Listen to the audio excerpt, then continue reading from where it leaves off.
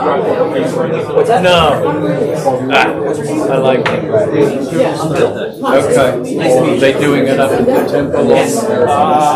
Carol just sent me a text like 20 minutes ago. I'll forward it. Okay.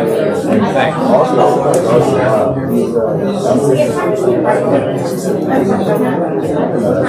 Kevin.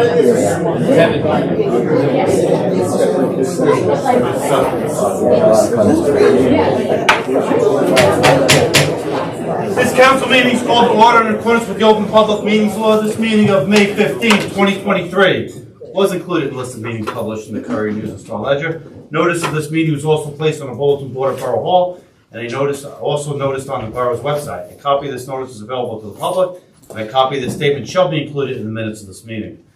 Mayor Dennis Sullivan. Here. Council members, Granville Brady. Here. Tom Mitchell. Here. Gina Stravick. Here. Roger Vroom. Here. Fred Weed is excused this evening. Randy Pitts. Here.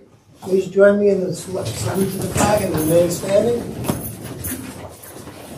Allegiance to the flag of the United States of America and to the republic for which it stands, one nation, under God, indivisible, with liberty and justice for all.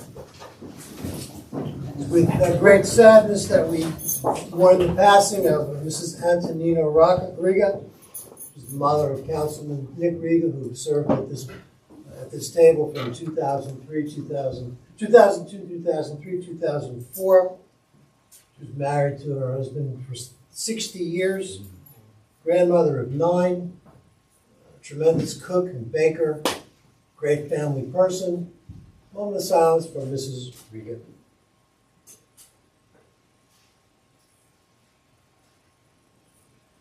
Thank you.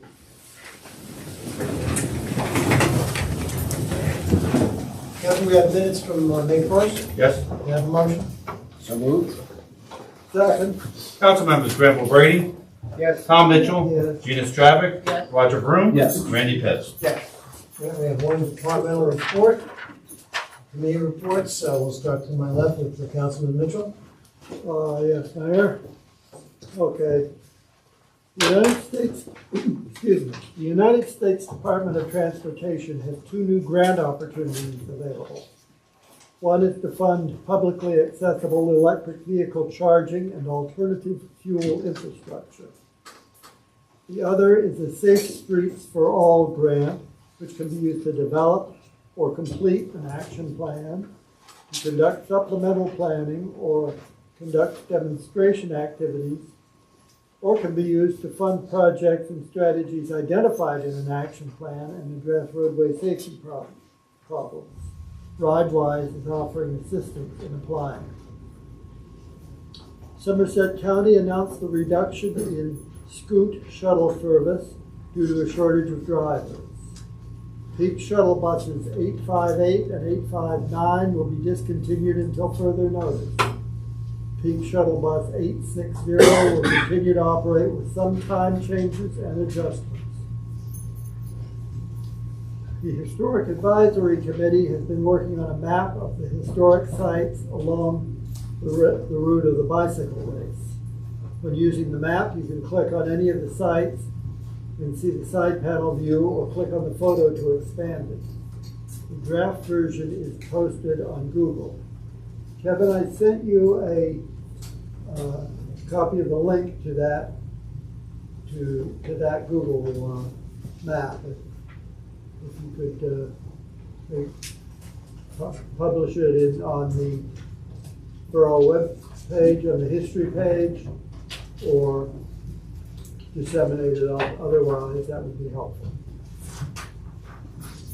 Sunday, May 21st at 2 p.m., Cindy Williams Newsom will be speaking about her new book, Chasing Baseball for Life, which is a memoir of the life and career of her brother, Niaro Williams, who grew up playing baseball in the 1950s and 60s and had a career in the minor leagues. The event takes place at the historic Van Horn House at 941 East Main Street in Bridgewater. That's across the street from the ballpark. And it costs $10 per person. Monday, May 22nd at 7 p.m., there will be a talk on Daniel Robert at the Somerville Library. He is, of course, the man who had the original building built in Town Borough Hall. Finally, PSE&G crews will be working on the following streets this week: Culver Street, East Young Street, Demond Place, 2nd Street, 3rd Street, Center Street, Southside Avenue, Everett Drive, East Cadillac Drive, Seville Drive, Imperial Drive, Fleetwood Drive, and North Gaston Avenue. I believe Jason Kraska has published a map showing the exact areas. Kevin, did you get that map? I did. Jason, is that on the, It is. accessible to the public as well? Okay. If you have any issues with PSE&G's work, you can contact them at 1-833-661-6400 or by email at gasworks@pseg.com. That's all I have. Thank you. Councilman Rowe. On the weekend of the 7th, members of the rescue squad and the fire department completed their Swiftwater operations class. The fire department and the rescue squad have been working very closely together to provide training to their members on various topics, one of which being an important one based on our experience with our tropical storm Ida that came through. So the class it was a great class. If you think that you can swim in swift water, you may be surprised that you can't swim in swift water. It is very dangerous, and that's why training is necessary. So thank you to the members that went out and did that. Disclaimer, I was one of the members that went out and did that, and it was quite a learning curve experience. And it's something that I hope I never have to use, but I'm glad that we had the opportunity to learn that. I know that the last council meeting I spoke about it, but now since we have a full house, I might as well bring it up again. When we had all that rain a few weekends ago, a resident tried to drive through Southside Avenue when it was flooded, and the car got picked up and pushed off into the woods. And luckily one of our members had his swift water gear, donned on his dry suit, walked out and got the gentleman off of his vehicle. These are things that we continue to see more of in our borough, and so the training is of the utmost necessity. So again, the members that trained with me, as well as other members who already have their swift water operations, it's a fantastic skill to have. Again, it's not one that we look forward to using, but again, with what we experienced in Ida and the amount of rescues that the fire department did during that time, as well as our technical rescue team, we need to make sure that we have more members trained and that we're ready in the event of our next flooding experience that we have. So that's important, and hopefully we're in discussions right now for the fall to do the technical class. So again, we've done awareness, we've done operations, and then we'll do the tech rescue portion of it, and boat ops. But again, skills that we're learning that we don't really want to have to use, but we do that to make sure that the town is safe. And it goes without saying, if you see water, turn around. The extra 10 minutes it's going to take you to get somewhere is worth a lot more than you being swept away. So please, just be careful out there. And again, we'll continue to learn these skills and work on it and be prepared for you, but we don't want to have to use them. That's all from me. Thank you. Dr. Brady. Yes, thank you, Your Honor. I am pleased to announce that Steve Weinman, our rescue squad chief, was named as one of NJVIZ's Healthcare Heroes of 2023. The publication noted that, quote, even if they hadn't been on the front lines during the pandemic, healthcare workers have still earned the description of heroes, and the NJVIZ Healthcare Heroes Awards are making sure these professionals receive the kudos they deserve. It goes on to say this program was created to recognize excellence, promote innovation, and honor the efforts of individuals and organizations making a significant impact on the quality of healthcare in New Jersey. Steve Weinman is the Trauma Education and Injury Prevention Coordinator of St. Joseph's Health, and Somerville should be very proud of what he's done. The Redevelopment Committee has been actively engaging encouraging investors to develop the East Central Business District according to our redevelopment plan. In a little while, you will have a presentation from an investor that seeks to revitalize the area from East Main Street to Veterans Memorial Drive up past Meadow Street. The investor desires to cap the old landfill at the eastern side of the zone and is requesting council to designate Northbridge Properties as the conditional developer, as has been done in the past. The benefit of redeveloping the East Central Business District is that it is a gateway entrance to the downtown and has been underutilized for as long as most of us ever remember. In addition to revitalizing the area, the investor would provide much needed pilot revenue to complete the emergency services facility. You may recall that the initial estimate for FD Stonewater to build to lease was much lower than anticipated due to a state mandate that significantly impacts labor costs and increased costs for materials. Pilot revenue from this project will allow for the completion of the new facility without burdening residential taxpayers with the increased cost. And that's my report, Your Honor. Thank you. Councilwoman. A report on the May meeting of the Environmental Commission. The community garden lottery was held, and we have recipients who are now working their beds in the community garden. So many thanks to the members of that committee to have seen this project through. Great progress in the past 2 years. The Environmental Commission actually met at the Wallace House for their meeting to discuss a collaboration with the Wallace House curator on possible gardens at the Wallace House. So that was very interesting, and they also submitted the Sustainable New Jersey application for the second round. We believe there's enough points for silver. I think the committee wants to give a shout out to especially Kevin and Patty Hunt for their help. It was really volunteer driven, but we did get a lot of help from two particular employees at the borough. And this Sustainable New Jersey is really all about best practices in government. So I think we found that there's a lot of things we do really well in Somerville, and there's some areas for improvement. Perhaps the Environmental Commission wants to share that when they get their feedback from the state. The other thing that was a discussion at the Environmental Commission meeting was the concern over the Brookside Apartments on Cliff Street. There are several large trees being removed, and that area is floodplain, and there's a lot of concern about the problems that creates in terms of more wash and less absorption. The other expressed concern that I heard from the Environmental Commission members was about the project we're going to hear about today. Not that people don't want to see replacements of a blighted area, but that they question the type of project this is and whether it's a suitable place in floodplain. And lastly, there are concerns for flooding out area residents. So that was the summary of the Environmental Commission meeting of May. Thank you. Mr. President. Thank you, Your Honor. Registration is now open, residents only, for the 2023 pool season here in town. Only Michael Lepp Pool on Park Avenue will be open this summer, and the spray parks are scheduled to open June 1st. Lastly, registrations are still open for Family Fun Ride that will take place Memorial Day at 8 a.m. For further information, please see our Borough website. Thank you. Thank you. Few brief items you can see from our flowers tonight. The Memorial Day is fast approaching. It's 2 weeks from today. The President mentioned the Family Fun Run, 8 a.m.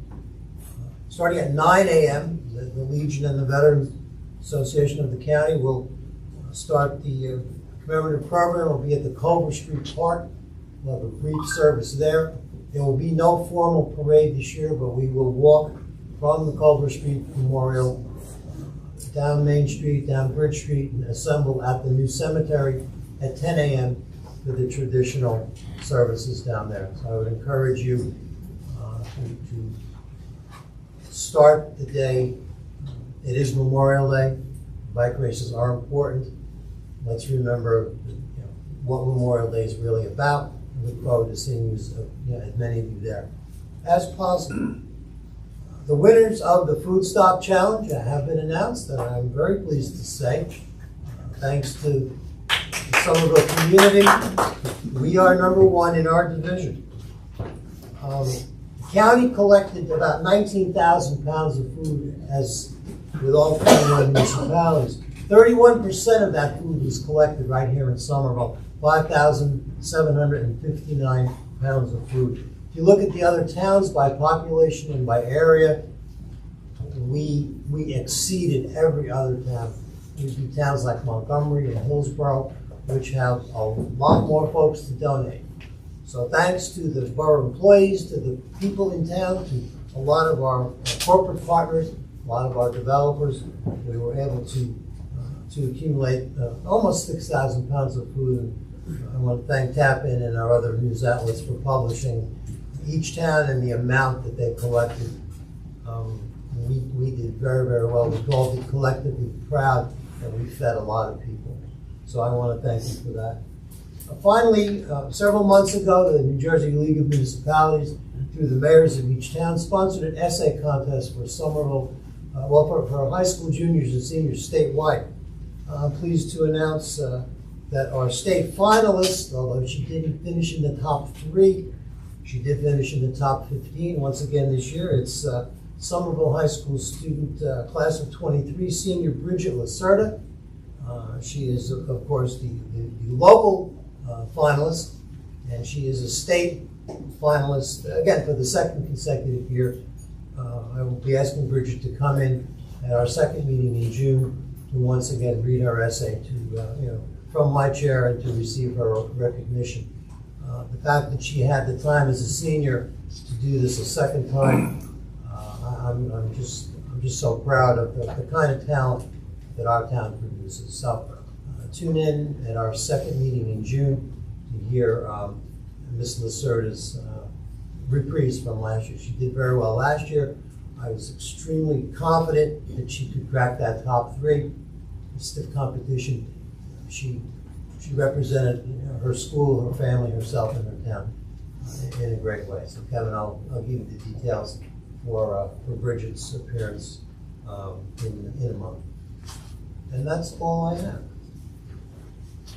Now, Chairman, we have the municipal budget and user-friendly adoption. Just a question. Since we had the introduction and we had the public hearing and then we had to wait for quorum issues, do we have to reopen it to the public for comment prior to the adoption tonight?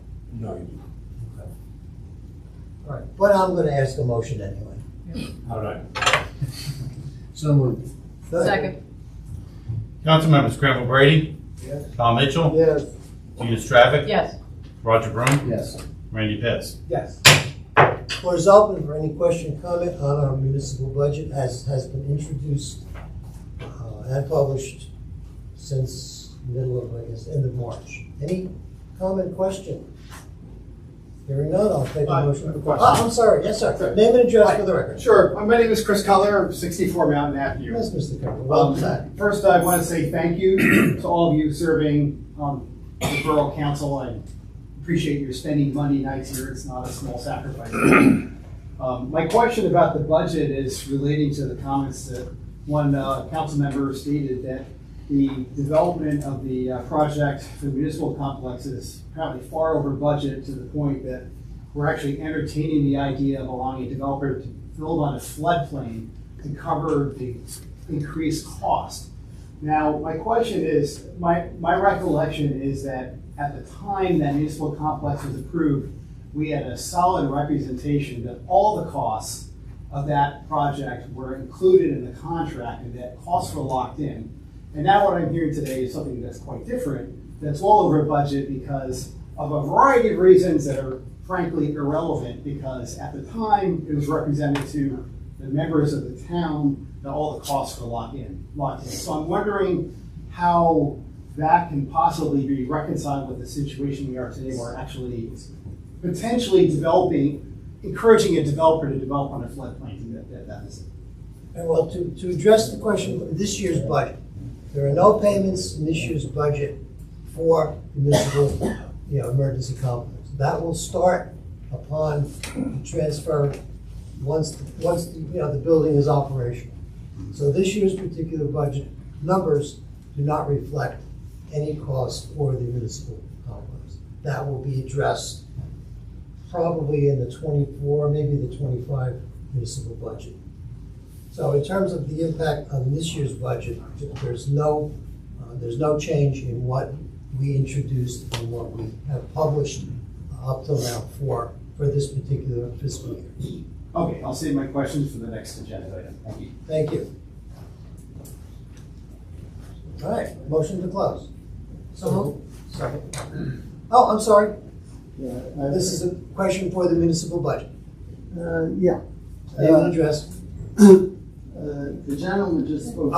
Sorry. No, Anthony you don't have to pass it. Just name and address for the record. Anthony DeSapio, I own property here. I don't live in Somerville, but certainly pay enough. Just give us one address for the record. 92 East Main Street. And the gentleman that just spoke brought up something that, maybe I wasn't aware of until probably the past couple of weeks. When you were going to build the police station, I was one of the people that proposed. Mr. Sappi, I'm going to stop you here with all due respect. This is a hearing on the municipal budget for this year. So if you can frame your question to that effect, otherwise I'll ask you to wait for another time. All right, I'll wait for you. Thank you, sir. Motion to close. So moved. Second. Council members, Granville Brady. Yes. Tom Mitchell. Yes. Gina Stravic. Yes. Roger Vroom. Yes. Randy Pitts. Yes. All right. Now, we have a discussion item before we Well, we got to start. vote on it. Oh, I'm sorry, yeah. All right, I need a motion to adopt the 2023 budget as introduced. I move that. Second. Now, roll. Council members, Granville Brady. Yes. Tom Mitchell. Yes. Gina Stravic. Yes. Roger Vroom. Yes. Randy Pitts. Yeah. Once we have the county and school portions of that budget, we'll be able to release the final aggregate tax impact. I expect Your Honor. that within a month. May I thank the people who worked on that budget? Sure. Because again, people think that somehow we look at the budget and we flip a coin, we keep our fingers crossed, the budget comes out. We started that budget in September, and I think that the result of the budget is a very prudent appropriations. I think the taxpayers are going to find that the local tax, not the school tax, not the county tax, but the local tax this coming year will be quite acceptable. This is my last budget, and I wish everybody in their future success. Thank you. Now, before we have our discussion presentations, word of housekeeping, what I'd like to do is we'll have our presentation from the interested parties. Although it's a resolution, not an ordinance, and a public hearing is not required, I am going to call upon council for a motion to have a public session. What I'd like to do for the public session is get everyone who has a question of the presenters to ask their question. At the end of the question period, I would entertain a brief comment from anyone that would like to speak, with the proviso that you do not repeat a question or a comment that's been previously mentioned. And it'll be up to the council to decide whether we have that, that open discussion or not. At the end of that public session, I will call for a motion to adopt the resolution, and the council will discuss and vote accordingly. So that's how I see it going. I'll just ask you to be patient and give the presenters your full attention, and then we'll have hopefully a meaningful and fruitful discussion afterwards. At that point, I will call up Mr. Stiers to come forward, introduce yourselves for the record, and give us a brief overview, and then we'll go right into your PowerPoint.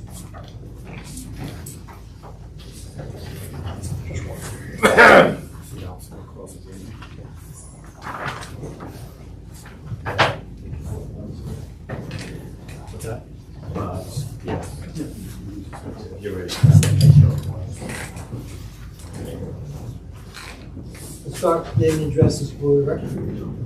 Given it's not a formal hearing, I'd like it to be, on the record. My name is Dominic Caruso, President and CEO of Northridge Properties, located at 475 Northridge Street, Bridgewater. Craig Stiers, President of Stiers Associates, offices on High Street in Somerville. And put together this, so far, working with Dominic, this project, slowly moving it forward. So. Mr. Crusoe, the floor is yours.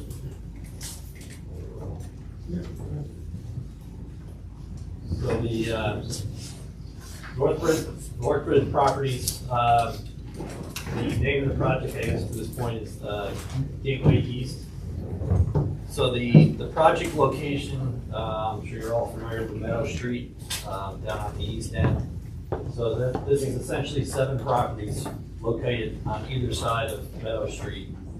Block 64, blocks 10, 10.11.01, so that would be the entire west side of Meadow Street. And then the entire block of 65. So that's 1, 2, 2.01, 3, and 4. So that encompasses Meadow Street on the west side, Main Street on the north side, and then the arc of Veterans Memorial. You have on block 65, you have 2 properties that have vacant buildings.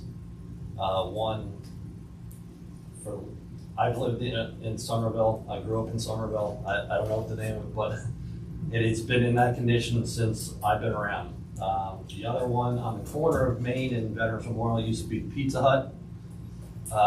Back in the early 90s, we got that approved, and it's probably been out of, or been vacant for, I would say, a good 10 years or more. Going down Main Street more, you have Pop's Place, which is, again, we did the site plan for that. It's been open for a year and a half now. Year and 3 months. The next one down would be the ice cream store on the corner. Middle of the block on Meadow is the landscape contractor. And then on the opposite side of Meadow is kind of a mixed-use building, an older building with a parking lot in the back. And then the last property is on Veterans Memorial. It's a vacant piece at this point. Long time ago, it used to be developed with something, but right now it's vacant. So that's the project per se, the 7 properties. All 7 properties are in the floodplain, as brief discussions were had. All those properties with Ida came through, the flooding went all the way up to the driveway on Main Street. But this project is, well, to finish the existing conditions, the property on the corner between Meadow and the curve of Veterans Memorial is a former landfill from the Borough, which is, it's been capped, but the cap is kind of dilapidating. There is an active case, I believe, with the DEP where Pop's Place is, and then the vacant piece on the corner of Veterans Memorial and Meadow also has an active case. Going forward, what Dominic and his company is looking to do is to construct a 2-story parking deck. So the lower level would be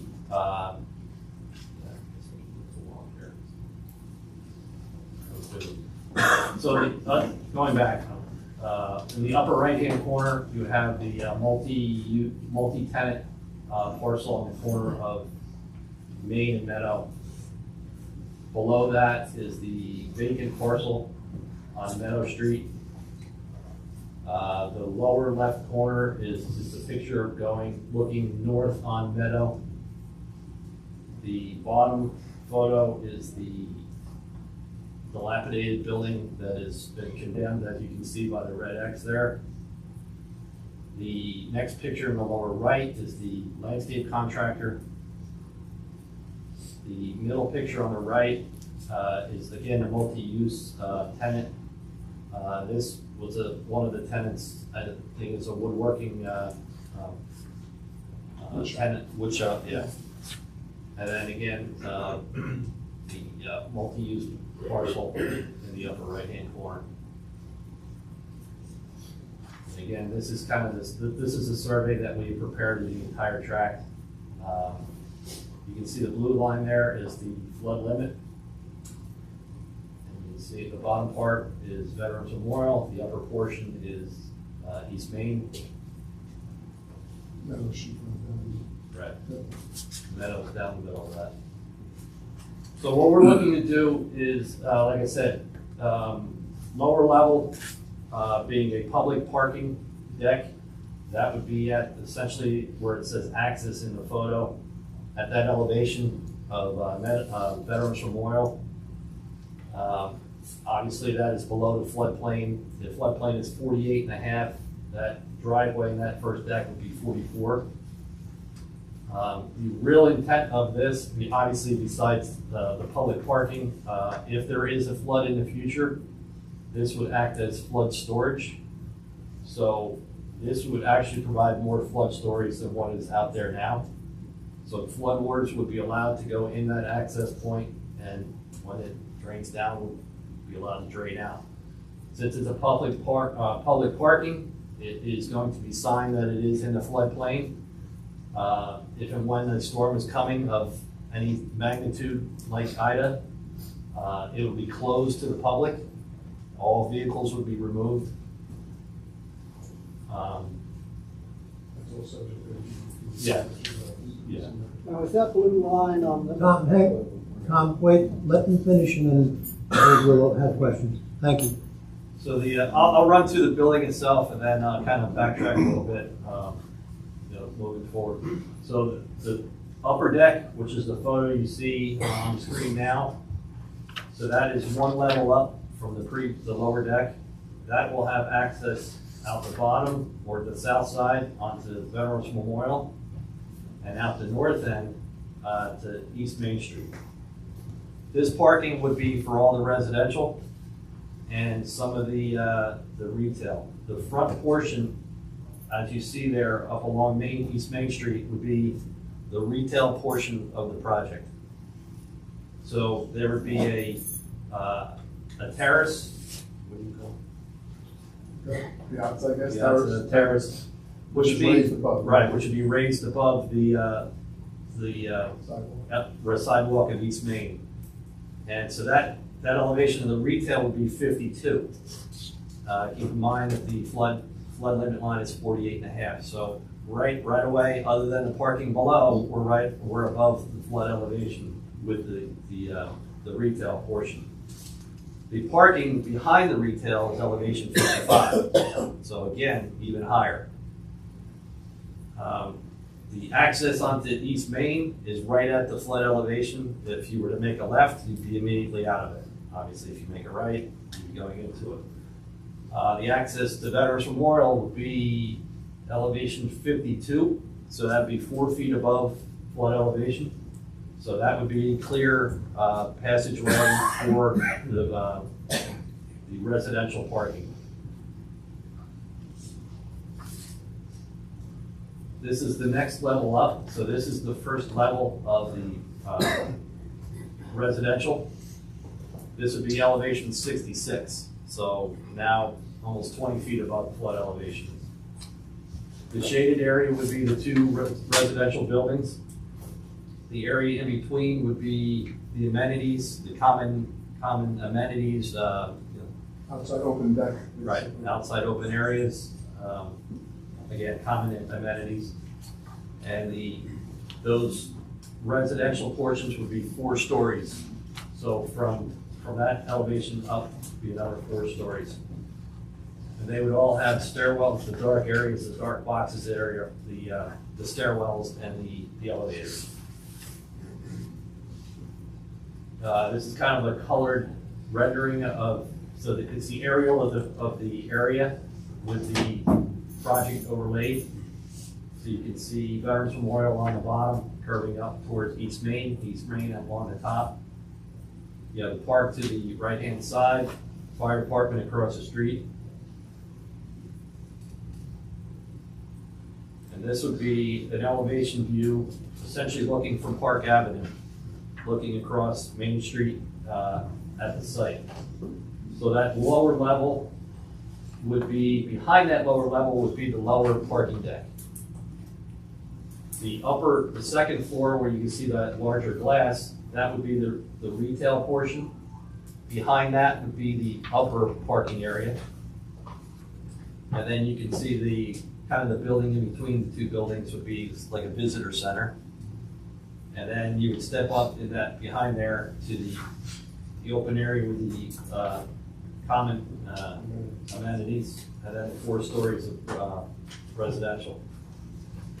So at this point, this is where we are with the concept of the project. We have met with your redevelopment committee. We have also, because of the impending changes to the flood hazard rules, we have had to submit our application to pretty much grandfather us to the current rules. So the application is in with the DEP right now. We have received comments back. So essentially what happens is when you submit, there's a litany of requirements. So obviously you submit the application, the plans, just the computations about the flooding and the net fill and things like that. There's also the notice that I'm sure that the borough has received. We have the notice to residents within 200 feet of the project about the submission to the DEP. And the DEP has looked at our initial submission. They've reviewed it for completeness. They've come back with some comments that either need clarifications or some additional information. But that's where we stand at this point. We are about to resubmit to answer those questions. At that point, we would hit a 90-day clock that the DEP has to approve or deny the application. So that would be, say if we submitted it this week, that would probably be around August they would have to approve the application. So that's really the, I guess, the outlay of the application. So if there's any questions. What I'll do is I'll go in order here, and Mr. Mitchell, as a senior person, I'll allow you to ask questions first. Council will go through your questions, then I'll call for a motion for public question and comment. Close that, and then we'll deliberate before we take action. So, Mr. Mitchell, I'll let you ask your questions first. Yeah, my question was about the designation of the maximum flood level. Is that where the water came to in Ida? That was virtually exactly where it came to, yes. Because like I said, that's kind of why I used that driveway on the west side of the multi-tenant building. There's a small driveway that you can get into the back parking lot. When Ida came through, I drove through the next day or so, because my office is in High Street, and it was right at that elevation. So it's hard to say, what intensity specifically in Somerville. Was it a 100-year storm? Was it a 500-year storm? But where the 100-year flood elevation is shown on the plan is almost exactly where I did. Well, you say it was there when you drove through the following day.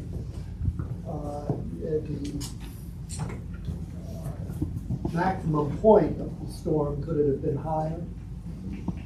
You got to realize the fact that once the rain comes down, then it's got to run off. So, for example, the 2 dams in Martinsville, Yeah. they coincided, they overflowed, and then they kind of almost washed out the Route 22 bridge. So it takes time. It's not going to fall right where it's got to fall, collect, and run off. So that following morning, the next day.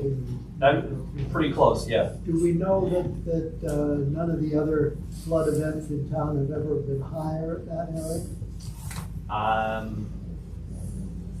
Other than just lifelong experience, I don't think so, no. I mean, I is one of the biggest. And excluding the lower level parking deck, you're always going to be at least 3 feet above that level, right? Every other level, yes, is going to be 3.5 feet above, yes. So the retail would be 3.5. The next level, the higher parking deck would be 55, so that would be 6.5 feet. The amenity deck would be much higher. Right. Essentially, every level is about 11 foot higher than the next. Okay, that's all I have. Dr. Brady? Oh, well, thank you. I didn't think that was coming on so quick. Mr. Caruso, have we discussed anything about taxation, revenue, pilot, or any other financial incentive that would occur as a result of your developing this project? No. Have we set any particular ground rules as to the rental, how much it would cost, and whether or not there'd be some possibility of people who don't make a lot of money could move into, say, apartments that could be workforce development? Low income housing. I would prefer the presenter answer that right now. We're open to discussions with the redevelopment authority for. We haven't what is actually set classified as any parameters. Workforce housing. One of the, do you believe that one of the concerns the redevelopment committee had was more affordable housing units for people in Somerville, as a general concept? Yes. With regard to the fire department, the building looks to be fairly long in terms of interior space.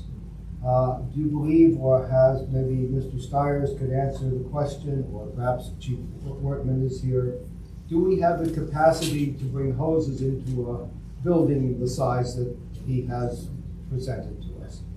I do know that from the architect that the building is going to be fully sprinkled.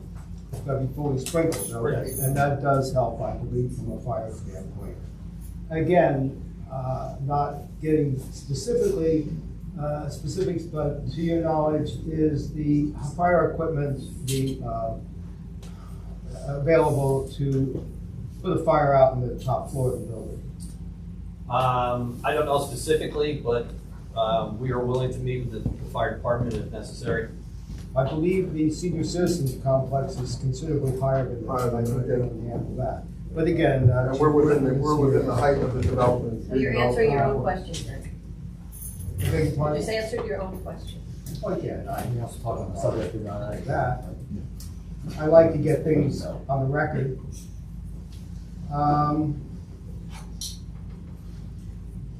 Have you negotiated or discussed any of these improvements with the present tenants that are in the area? I've had discussions with the tenants and just told them that we've been working on assembling the properties and that we're proposing a development for the entire area. Again, how many units are you planning to build? This building reflects about 18,000 square foot of retail and about 250 apartments. I have nothing else. Mr. Borough? So my questions, as I just talked about, floodwater safety is something that is a major concern, especially in that area of town. It's a AE zone for flooding, which is not a one that most people normally build in. We're putting 260 apartments, at least that was what was in the proposal to the DEP, in an area that we know floods heavily. The incident that happened with Ida, we knew that there would be flash flooding. As we saw with most residents and folks driving, no one knew it was going to come quite as quickly as it did.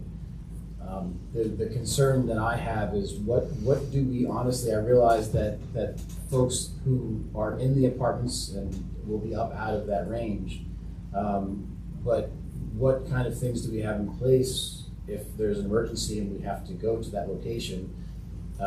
I was getting reports back from the first responders that evening, that next day, and I can tell you that where the water line was past the Agape House, because I know that they had to have work done, which is past where your blue line is on Main Street.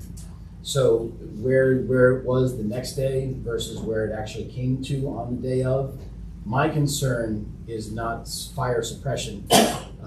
My concern is the rescue squad, our first responders, and the 260 apartments, 13,700 feet of retail space and 3,800 square foot of office space that is proposed for this location.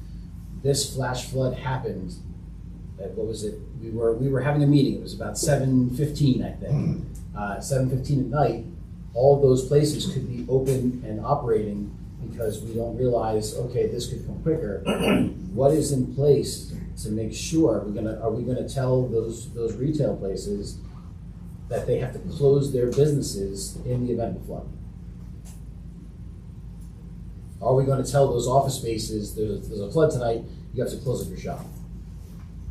Are we gonna tell the people who live in those 260 apartments, you're in a heavy flood zone, you may not get first responder care immediately because they may be out doing rescues? Well, my understanding is part of the redevelopment, we would work with the redevelopment committee as far as emergency action plan as well. Okay, but I'm telling you, having lived through it, having been through Ida, I wasn't one of the first responders that was working at that time. I wasn't at that level yet, but I spoke with them that entire next day, the day afterwards. I walked the entire town afterwards. I walked through every single neighborhood to see the devastation. This area, we had first responders in the firehouse, on the second floor of that firehouse. By the time they got down to move our engine 5 and the excursion that we have there, 2 pieces of apparatus, they were floating. By the time they walked downstairs, that's how quickly those floodwaters came up. That's my concern. My concern is putting 260 apartments, all that retail space, 2 levels, and being able to say that we're gonna get cars out of there. If this again happens and we're saying that's gonna capture floodwaters, how are we going to ensure that cars will be removed from there when we had cars floating down 22? We had cars floating upside down in Petersville. The rear access on Veterans, which is the main ramp that goes up to that parking deck, that's at elevation 52? 44.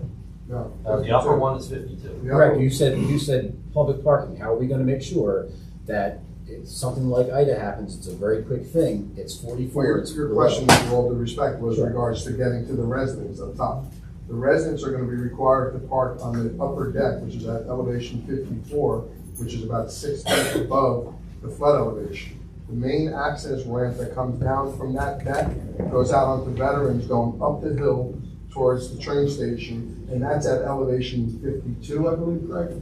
So we're, at that point, the access point is about 3 or 4 feet above where the flood line is the flood elevation is at 48 and a half. All right, so let me, if I asked incorrectly, I do apologize. That's okay. For those folks that are patronizing those establishments, that are visiting friends, how are we going to guarantee 4 foot under the flood where once that water starts coming in there, it basically turns into a vortex. You get sucked in. Anybody who's in that area is going to get pulled into that parking garage. How do we ensure that those cars will not be there and they will be gone? I guess under the emergency plan that we would work with the fire department and with the redevelopment authority, that lower level that is in the floodplain, which is public parking area or for visitors, if we know a storm is coming, a heavy bad storm is coming, we can ask people to move their cars out and shut that parking lot off so nobody can go in there. The only place that people would be able to park is on the upper deck. So folks, the hard part is for me, and I hope you understand this, if it's public parking, they could park there and then go to Verve or Salted Lime or any of the places, even down to Mannion's, they could walk the town. How would we know if all of a sudden a flash flood occurs, because the whole thing of a flash flood is that it's a flash? I'm sorry, I didn't mean to speak while you're speaking, Sure. but my intention is that parking is going to be for our building. It's not for people like going to Verve. I mean, it's not a public parking lot. It's for that building, for those retailers, for those stores, for those residents to park in that building. Now, I can't stop somebody from going in there like you're saying. 2-story public-private parking. I'll get in there. We can't stop it from happening. Correct. So these are all things, and I understand you're saying you'll work on an emergency plan. I would think, knowing the area, living in the area, being around the area, owning property in the area, that these would all be things we would consider before sending out plans to the Department of Environmental Protection, and then having us get them afterwards, would be to workshop some of this stuff because of that situation. Now we do have, and again, I know the question was asked by Dr. Brady, we do have some businesses that are doing fairly well, you know, that are slowly becoming staples in the borough. You know, now with this plan, I know that, you know, they would have to relocate. Is there any plan to help them relocate, or would they shutter as soon as this plan comes into action? Well, we don't own all of the properties as of yet. We have a lot of them under contract, but as the developer, it would be our intention to sit down with each of them separately and to negotiate with them to either help them to move or relocate their business, or to offer them the opportunity to come into the new buildings that we're building, and that's all subject to discussion and negotiation once we actually buy the properties. Yeah, we're open to that. Okay.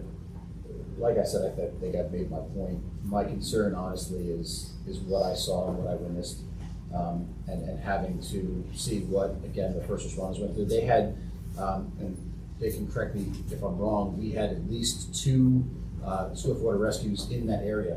One gentleman was clinging to a telephone pole that got swept away and was sitting there, and we had to come back around to get to him. And there was another one on Petersburg a little farther away. These are the water that came through it was not a joke. I'm not saying that you're taking it that way, but this is something we have to very seriously consider if we're going to be putting the most densely populated apartment building ever in our new era of redevelopment being proposed. To put it in a flood zone is something that is a cause for concern. Which is why we're taking all the extra design precautions to raise it up, to pull it as high above. But, you know, like you said, if floods come, they come. I can't stop the water. I think the other thing is, say for example, we did do the project, now you have seven different entities virtually in the same situation. You know, there's surface level parking on all those different entities. And now you would have to coordinate with, you know, you're kind of going into 7 entities into one. And the emergency management plan, which obviously, I mean, we're well understanding of that.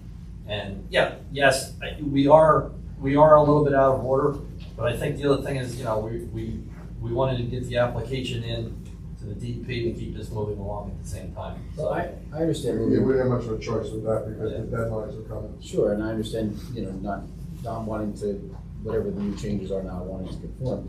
Again, my concern is that yes, we have various entities that are there, but it's not 260 apartments and, you know, with a significant amount of retail space, et cetera. We're talking those entities, if flood is coming, it's easier to clear out that area than it would be, again, should we have an emergency in one of those buildings with 260 full apartments. You know, as we've seen in our borough, we fill in very quickly. My concern is for those residents, and for our other residents, yes, it's flat surface right now, but now with this, we'd be creating something that the water would have to go around, and maybe Hamilton Street didn't flood this time, but it could the next time. Well, this would actually create more flood storage. Hypothetically, if all the cars aren't under there and everybody moved out when they're supposed to. But the other thing is, as far as the residents, I think most, at least with this building, they would probably shelter in place. Again, my point with that is not them getting caught in it. My point is that if someone has a medical emergency, they would be on their own. Yeah. That's my major concern. We're very, very open to, once we get into the redevelopment stage, to meeting with you, your departments, the fire people, and to come up with the right plan and the right actions that would be necessary to help us to alleviate those concerns. We'll work with you every which way we can. We have the same concerns. I yield. Thank you. Councilwoman. Hello. First of all, I think the area is in great need of redevelopment. While I appreciate that, I also share the same concerns that you heard earlier. I did look at the plans. I might have a couple of questions regarding the flood storage, Mr. Sires, that you referred to. If I understood correctly, it's what, 5,000 more cubic feet? Is that what it was? Roughly the number, yeah. So the way I read the plans was that then it drains into Main Street. So then where's that water going? No, when the opening is, you see behind you? See where it says access? Yes. That's where the water would flow in, flow out. So it would not, Main Street is actually higher than the lowest level. So it would essentially flow in from Veterans Memorial, flow out the same way. and then probably, most likely, the remaining or remnants that would flow out would flow across Veterans Memorial. Well, water seeks the point of least resistance, right? So Exactly. once it exceeds the storage piece, it's gonna move. If it's gonna Downhill. continue raining, it'll go up towards Main Street, or if it stops raining, it'll And defer back down. as we discussed earlier, we have seen storage that exceeded the height of that. Right. So the other question I have is, the impact of this project and the properties that I understand are to be sold opposite your project on Park Ave. I think, we could be looking at another development on Park Street corner up East Main Street where the Oh, car the dealer property is. across the street, Yeah. yeah. Are you involved in that project too? No, we're not. So I think that's another consideration that we need to look at is in terms of multiple buildings in that same area and where the water's gonna go. Another question I have for you is, open space on the property, the open area in the middle, will that be green or will that be paved? And how much open space does this allow for? So what's the property, open space on the property now versus what this project will be? Do you have any idea on that? I don't have the ratio, but that entire area will be designated as an outside amenity area. And it is on top of a concrete deck, but we do intend to put a lot of greenery up there. So the point is that you have to have places for water to be absorbed. So if you put concrete deck on there, we don't have that. So if we're building on, if the project is 90% concrete, that's not helping the situation. So I think that's another thing, as we look at this, we need to look at how much open space, and I don't mean just not buildings, I mean Well, the green grass. greenery will be. So you have Yeah, go ahead. the 6 of the properties are virtually 100% impervious. Paved building, if you drive around, there's hardly any grass, maybe strips between the pavement. The only parcel is the one on the corner of Meadow and Veterans Memorial.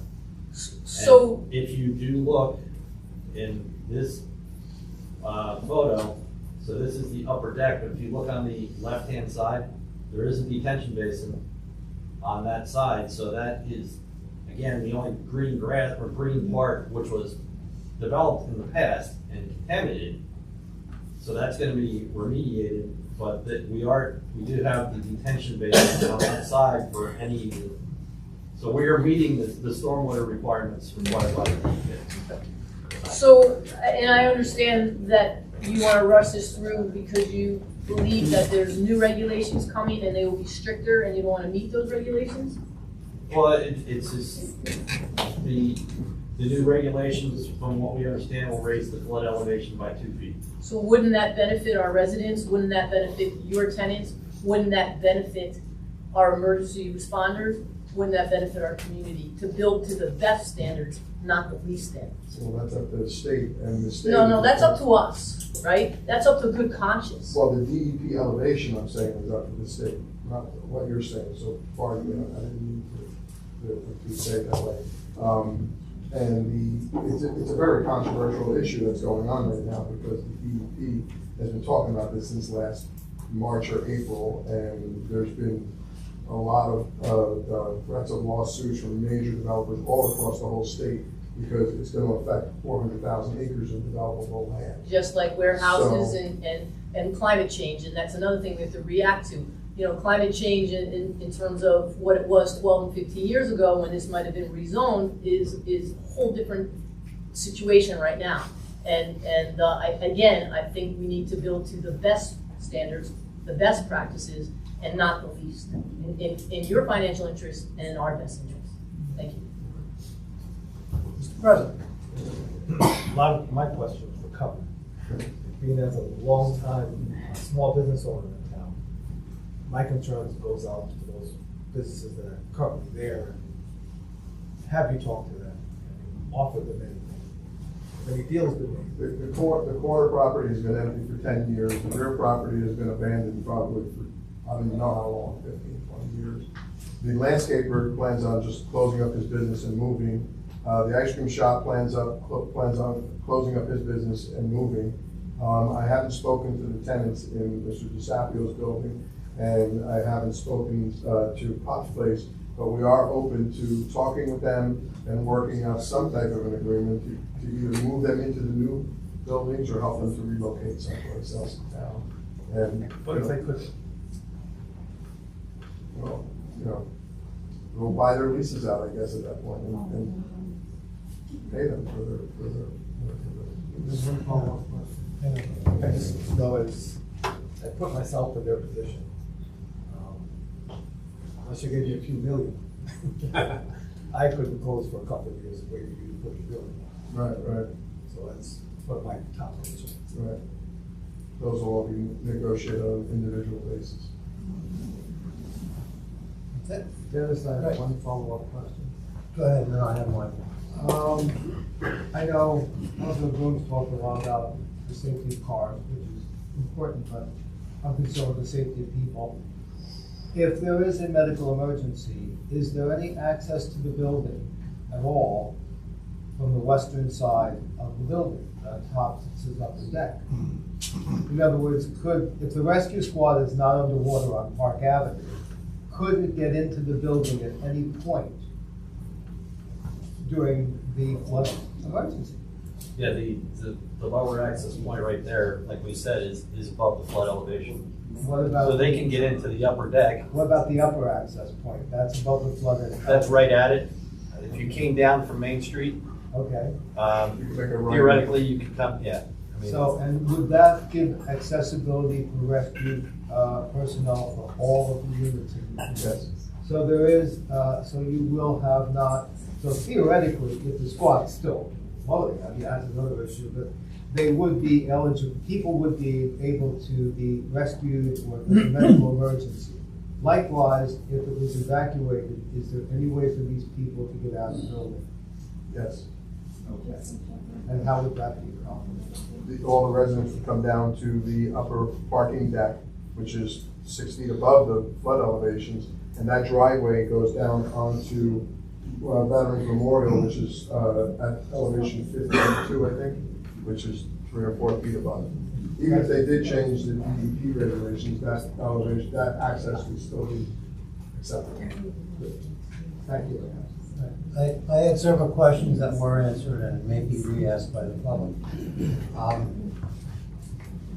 Would you commit to a traffic study as part of your project? Because we have for years efforted the consideration of a traffic light on Main Street and Vets.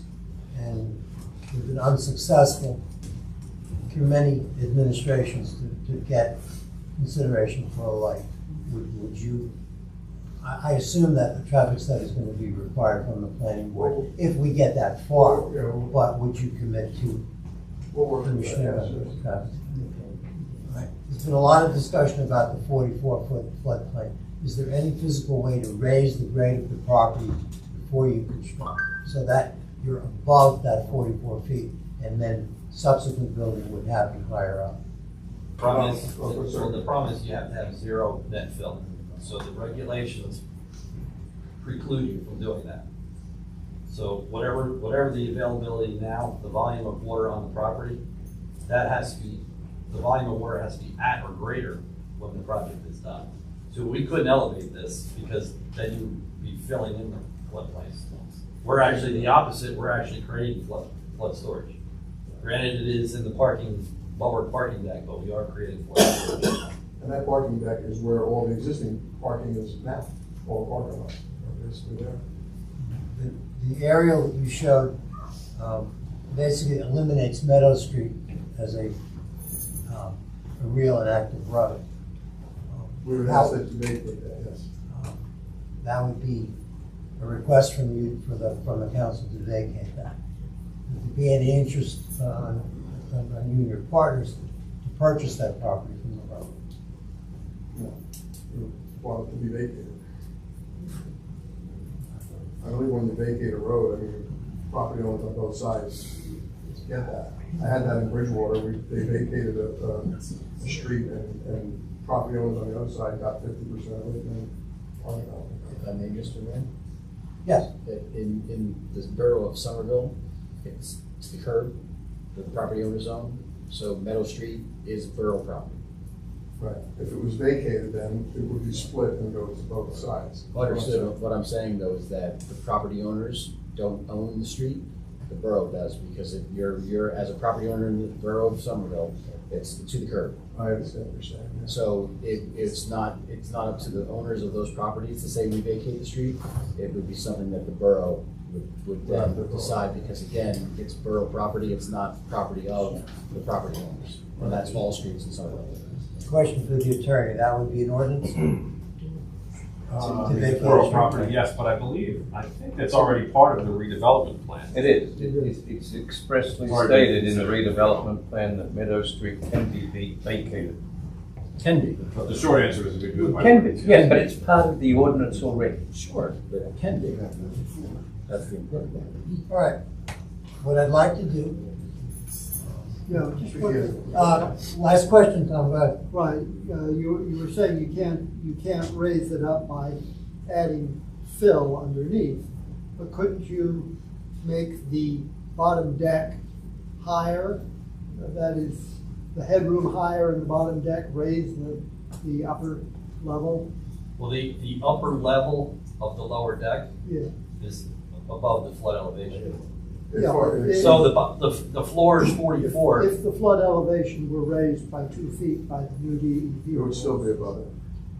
It'd still be above it. Yes. So why the rush to get in under the old DEP rules if you need the new ones? Well, the other thing is that, with all due respect to the DP, it's a veil of silence right now. One, it was supposed to be out today, and now it's being pushed back to June, so it's a moving target. Two, I personally have made numerous inquiries to a number of DEP employees. They either don't know or they're not saying. So say the rules came in today. I personally am going to spend months trying to figure out what they are, because nobody knows what they are. Because the simple answer is, yeah, the flood hazard area goes up 2 feet. Well, what about all the stormwater flow rates? They're supposedly going up by, in the past, they've always given us a number. So like the 2-year storm is a 3.3 inches per hour. The 100-year storm is 7.5. This is a 20% higher. 20%, 30, what's that number? And every county is different. So this is gonna delay his project probably easily by a year, easily. So let's get in ahead of it. And again, I guess you could say we're sorry for not doing this process first, but we were trying to get in like everybody else. I'm sure that DEP's with all due respect, are inundated and trying to get these applications in and approved. But everybody's trying to keep moving forward, let alone trying to be grandfathered. But he's making a financial obligation to this project to move it forward. So I think that's one of the other reasons. All right, what I'd like to do is entertain a motion from council to open it to the public for questions first. So moved. Second. Council members Granville Brady, Tom Mitchell, Yes. Gina Stravic, Yes. Roger Broom, Yes. Randy Pitts. Yes. All right, as I had previously stated, we'll have a public question session of the presenters. I'll try to go in some organized order here by row. Please try to keep your questions unique. If it's a question that's been asked by the council or by a previous member of the audience, I would ask you to try carefully not to just, re-ask the same question, but I will make sure that you're all heard. So I'll start to my front left here, along the first row. I just have a question. Yes, Will there Mr. be a Clinton. comment time period? Yes, that'll be after questions. So not- I want to separate the two. Yeah, no, I Just just so want to that make sure we're gonna have. we're comment. somewhat organized. So this will be specific questions on what was presented. And we'll start in the front row from my left to right. Anyone in the front row? If you give your name and address for the record. And I thank you in advance for your patience and courtesy. Chris Cutler, 64 Mountain Avenue. Mr. Cutler, thank you. Thank you for presenting today. Are you aware that a little more than a year ago, a project with similar safety and remediation proposals were presented with regard to East Cliff Street, and that I'm not sure exactly whether the town council rejected it or the population rejected it. I did not know. I did not know that either. Okay, so you were not advised by our development people at all that this It was, occurred? with all due respect, sir, Yes, sir. there was Name no and plan address, ever please. presented for East Cliff Street. It Excuse was me, a Colin, would zoning you- recommendation. Could you give your name and address? Oh, Colin Driver, Director of Economic Development. There was no plan ever presented. It was zoning representation which was not accepted. Thank you for the clarification. So you were not aware that the zoning recommendation was rejected? No. Thank you. Oh, we'll go to row 2, starting on that left. Anyone in the second row has a question? Okay, third row, starting on the left, anyone with a question? Okay, anyone else seated that has a question? Okay, we'll go to our standees. We'll start on my left. I got a question. Oh, I'm sorry, name and address. Bill Cisco, Eastern Avenue. I noticed that this is a rather large building that I've seen being proposed, and there's Hamilton Street on the left side, I guess the west side, and there's a lot of houses along there. I imagine, have you done any light study, or will there be a light study? Because this is going to be a very big impact, and this is a very big discussion that's going on in Bridgewater with a facility, the warehouse over there, and the whole light impact on the community. And this is, you know, so I was just wondering, have you done any light studies or impact on the community around there as well? Not at this point, but I'm sure as part of the redevelopment, if it's designated, we would be required to do so. How many cars do you anticipate being in these parking lots on a daily basis with 260 apartments? If you, the parking demand is based on the residential site improvement standards. So I think what Dominic said, it's really more, I think, 250 units at this point. So if, for example, if you use 250, that would require 280 parking spots. 280 parking spots. Which is not even the entire upper deck. Understood, okay. I would assume that we have to have a traffic light, which I'm way opposed to a traffic light at Veterans Memorial. Just because of the amount of traffic that's coming into Somerville. So it's a lot of cars coming in. So thank you. Yes, ma'am. Sorry. No. Thought of something accidentally going along. That's fine, name and address. Mary Smith, 111 East Main Street, right up the street from the development. I'm curious about the timeline on this project. It's hard to say. I mean, we have to get through the DEP, we have to get through the redevelopment authority, the approval. I don't see it starting until probably towards the end of like 24, probably. Thank you.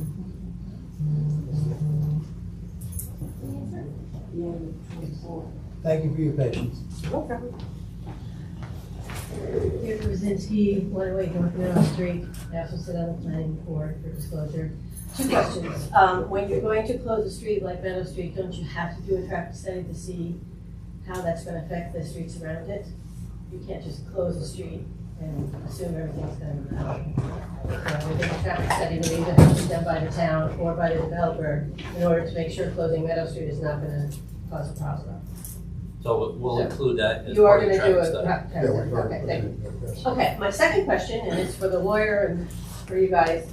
Once DEP approves your building and this proposal, can any changes be made to it? Yes, so as part of, like say, for example, the redevelopment committee, we have to work through all the nuances. If there is a nuance that affects the approval, we can go back for a modification. You can go back for modification. So once DEP approves this, Somerville and its boards and the development committee can make changes to the building, or you can come to compromises, and the design of the building or the layout of the building can still change. Because I was understanding that once DEP approves it, that's what has to get built. Well, again, we're dealing with the lowest level that truly has the most impact on the approval. Right, but Because they're one- approving the whole thing. They're approving the whole plan, the whole building, this whole proposal. You're showing them the No, whole building. you're showing the whole building, but they're approving what's affecting and in the floodplain. Which is the ground level part. Not the design. Well, I just wanted, Yeah, I so want if- to make sure, So for I example, want to clarify that then the top of the building, it's That my can change. understanding, what That gets can sent to change. DEP That stays that the can same. change. So, DEP only cares about the lower level and its effect on the flow. so Somerville people and boards and whatever will have input still on the design of the building. yeah, I mean, say you wanted all windows or you wanted a pink building, the DEP doesn't care about that. They'll care about that lowest level. Okay, I just wanted to And clarify also that access point, for example, going out to that is gonna be part of it because part of the rules is residential needs to have one access point out Okay. above the flood elevation. And then could you just list who is on the redevelopment committee for the Yes. public? Thank you. Myself, Councilman Brady, Councilman Mitchell, former Mayor Michael Kerwin, and Chairman of the Planning Board, Bernie Navarro, as well as Colin Driver, our consultant. Those 6 individuals. Mr. Wortman, I understand this flyer. Yeah, so we got I'd like to give you the big flyer opportunity. going on. Not in town, but name and address. Robert Workman, Chief of Department, Somerville Fire. I heard concerns or questions about the fire department. Our ladder truck cannot reach this because of the setback, because of the utilities. During a flood, we'll have no access to it. Floodwaters during Ida came up to the back entrance, where you're allowed. But we've talked already. We can sit down and talk. But I gotta go. I gotta stop your Man, looks like he's going to a fire. He is going to. It'll wait too long. Yes, sir.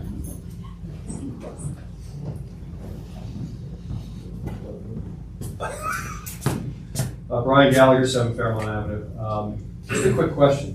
Does the redeveloper designation, does that have to be triggered tonight in order to fulfill any DEP requirements? I don't know specifically, but I don't know. I'll say that. Is there a requirement that the designation be handled tonight? Not that we know of. Okay, thank you.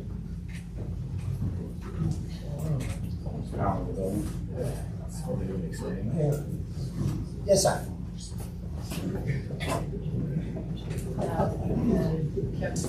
Hi, Jeff Kaiser, 23 Vanderveer Avenue. So the parking deck. Mr. Kaiser, could you wait 1 second? We may have a technical problem generated by Lights the are red. flash. I still have a lot. Do you have the camera lights? Yes, we're still We're good? Yes. Okay. Still live? Okay. Thank you. I know because my wife's watching from home. So the lower level parking deck, right? The lower parking area, the area that's going to hold the water. Is this a regular parking area, or is this something that's been designed or thought about that would actually retain water? No, it will not retain. It's just the water will be, if you, say for example that we blocked it off, so there's a wall all the way around it, that would again be taking flood storage. So the opening, the access into the parking is multifaceted, obviously to drive the cars in and out, but to allow waters in and out. So that whole bottom area essentially would be concrete with columns. Right, so you thought about the idea of holding water for quite some time, and the kind of structural impacts that that would have. Yes. It's a concrete structure, so if the water goes in and, fills up and elevates and then goes back down. So you make sure it's impermeable, it's not gonna have any kind of damage to the structure to actually, it's not just, this might, okay. It sounds to me just like a regular parking area. No, because the other thing you have to keep in mind is that is where the former landfill is, so we may have to put pilings through the landfill too anyway, so that'll all be taken into account. Okay, I have one more question. The indication in your presentation indicated that it it agreed with the redevelopment plan. So I have the redevelopment plan. And there's a section in page 16 which indicates the transfer of development rights section. And it actually indicates that the borough is encouraging developers not to build in this area, in the lots that you've indicated. So did you take any consideration of this section of the redevelopment plan? Because you did say it was in accordance. We were told that the property, the entire property is within the redevelopment zone. Right, but this specific section of the redevelopment plan, it references the lots. I would direct that back to redevelopment authority. Can answer that, you know. Well, I would recommend you read this section of it, because it applies directly how the borough was expecting this area to be developed. So, thank you. Yes, sir.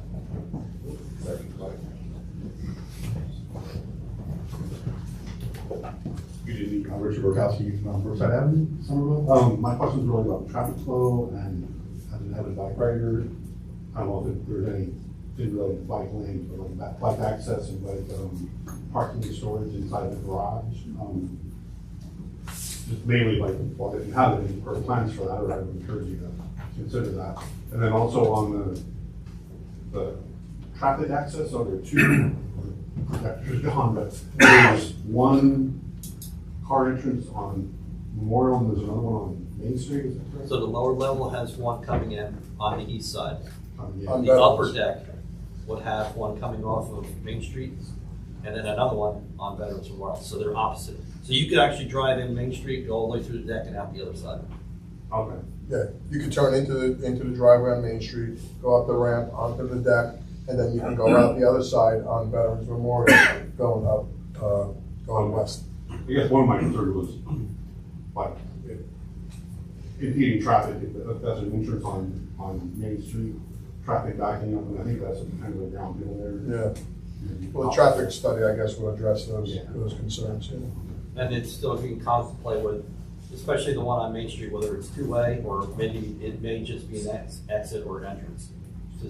Yeah, I mean, I think if it's an entrance, there's not gonna be a light there. Right. You're gonna have turning traffic, it's really gonna back Right, up on. right. It's very interesting. So I think that would kind of be taken into account with the traffic study.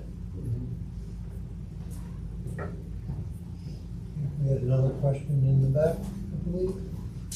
Yeah, back, over here. Good evening, Jeff Lamborn, 32 Lisa Terrace. A couple of questions. Have you considered other uses for the space beyond the parking deck, which I think is necessary for the apartments themselves? No, other than the existing uses that are there. And we could refurbish the existing buildings and, you know, use them as a garage, body shop, what it used to be, or whatever, pizza place on the corner. Yeah, and hopefully, we'd love to see you guys do something more than that. Yeah, that's what we're hoping to do. So. Are you open to other options? It's pretty much the plans that we have. I mean, we would listen to other options, of course. Okay, that's good to know. The sentiment in town is, what a couple of people on the council have been hearing a lot is, we're tired of apartments. And there's nothing wrong with apartments. It's nice to have new people coming in, but it tends to be something that we see a lot of throughout the town here, and more being built. I guess a word to use, you can please do consider other options for it. Entertainment for spaces would be a nice idea, something that doesn't require hopefully emergency consideration when it comes to flooding or otherwise. Just a thought for you. Affordable housing was briefly brought up. Are there minimum standards that you would exceed for the property? That would all be worked out with the redevelopment authority, the plan, I guess, and we would negotiate that all. Okay. Is that something that you can commit to, not tonight, but something that you would like to see the redevelopment committee make a commitment to with yourself?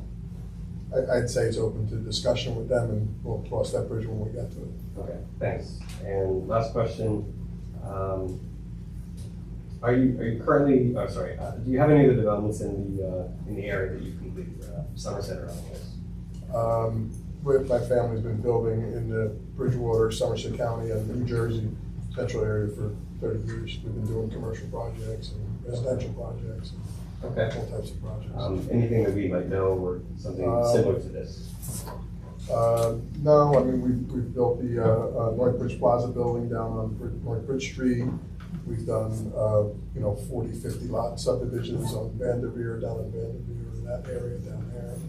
We're doing 50, 60,000 square foot of shopping centers down in South Jersey.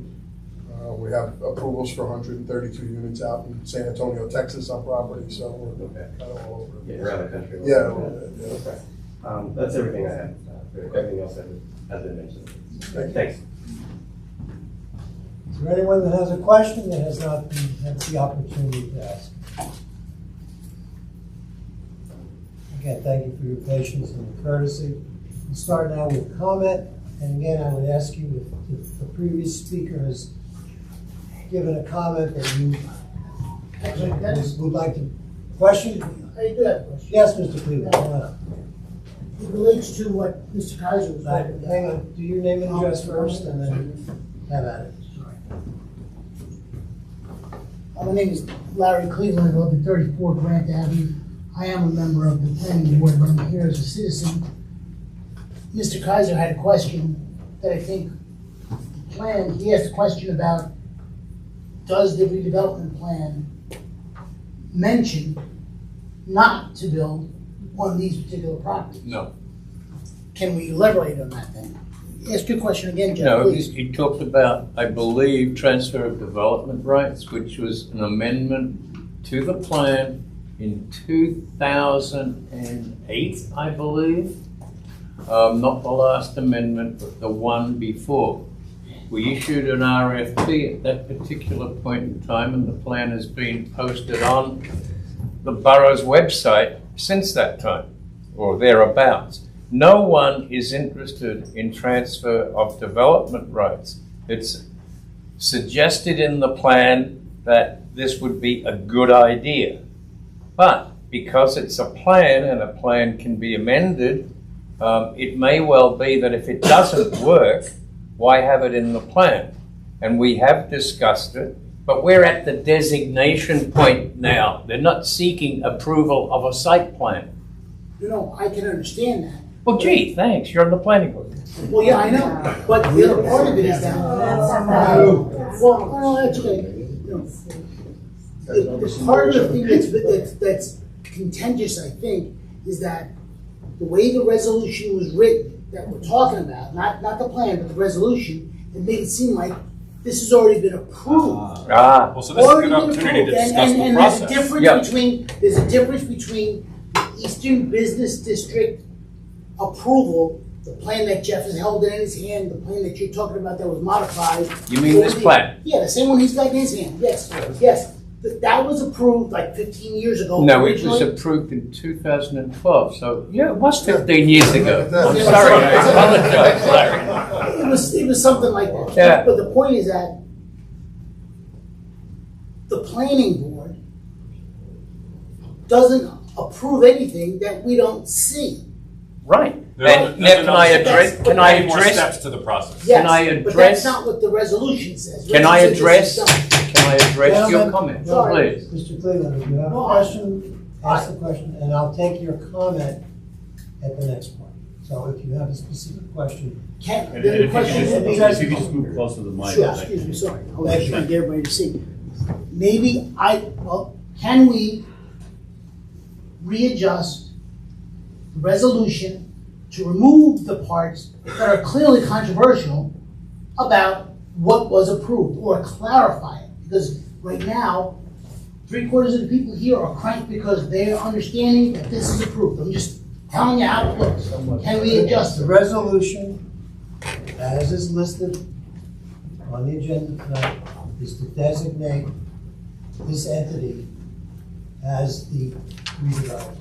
There's no approval that the council can give for the project. That will be a site plan presented to the planning board with a series of public hearings once the concept becomes a real plan.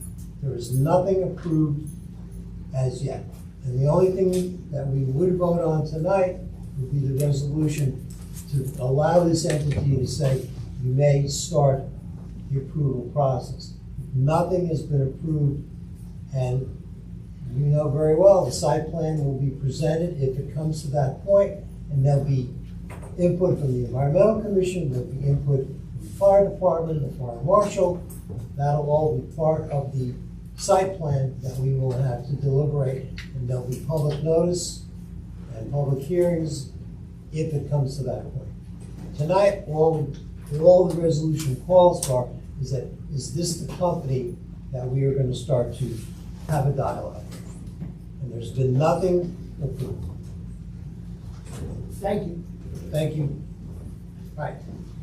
We'll do the same process with comment. Please try to be unique in your comment. We'll start on the first row. Yes, sir. Name and address for the record. Please keep your comments Anthony short and Sapia, Thank 92 East Main Street. I'm only going to comment on Dominic Crusoe's approaching me because I own one of the properties. Now, I have no skin in the game, whether he gets approved or he doesn't get approved. I told him that, if I can be of any help to him in any way. When I bought the property there, my plans were to try to redevelop that area myself. But I have probably run out of gas a little bit, or run out of time in my life. So I said to Dominic, if I can help you. So he showed me his plan. I thought that it was a good use for that property that's been really just coming into Main Street from the east. It just looks terrible. He has something here that he's going to invest a lot of money, taking a lot of risk, and I know better than probably anyone here other than him. So I think he has a good proposal.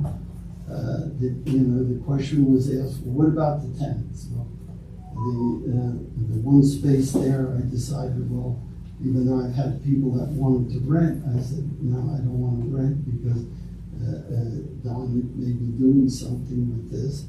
I haven't extended leases. There's a couple of leases there that are going to be an issue. One, Filippo's restaurant, we're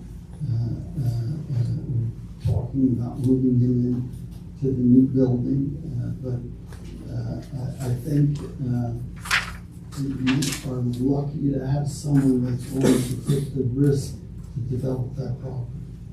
Thank you, sir. First row. Yes, sir. Hi, guys. Rich O'Neill, 124 West Cliff Street, Somerville. This is the best thing that's happened to this end of town since I was a kid, because I was a kid a long time ago. This neighborhood floods. It's flooding when I hold newspapers down there, and it's not getting any better.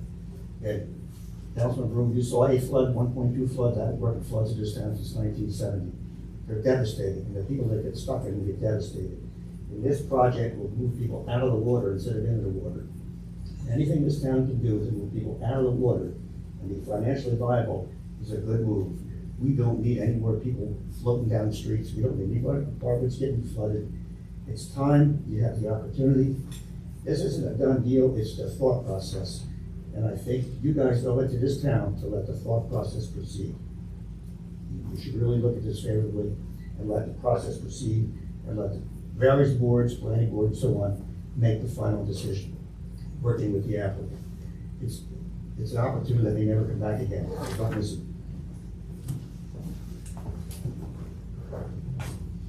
Yes, sir. Chris Culler, 64 Mountain Avenue. Some towns seek fame and a lot of news coverage, but there's the wrong kind of news coverage, and that is when a major flood comes and gets 300 people stuck on an island and they can't get help. Just because the flood hasn't reached the level of the driveway they proposed doesn't mean it won't happen in the future. And moreover, as we learned from a certain house on North Cliff Street, gas lines and utilities get affected by floods. Whether or not the house or the building is flooded, explosions happen, terrible things happen. So I think that this is a great opportunity to make us the laughing stock on a future news story to improve this sort of program, not to mention the safety concerns. Another thing I would point out is that I didn't hear any allowance at all for school taxes. If this is going to hold roughly 300 people, how can we possibly expect that 0 children will come with it? I love children, But we have to be able to budget for this accordingly and not just pretend that by having a pilot revenue deal to bail out some bad financial projections and some bad contracts about building a municipal building, that this is a good idea. It's a terrible idea. We don't need to have high-density housing everywhere. The flood district should be low-density.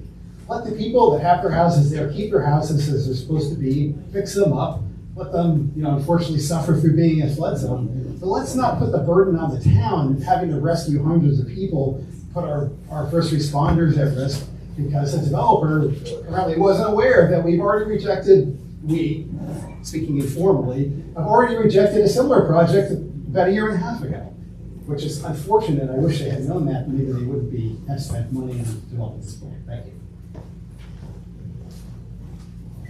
Next row. Yes.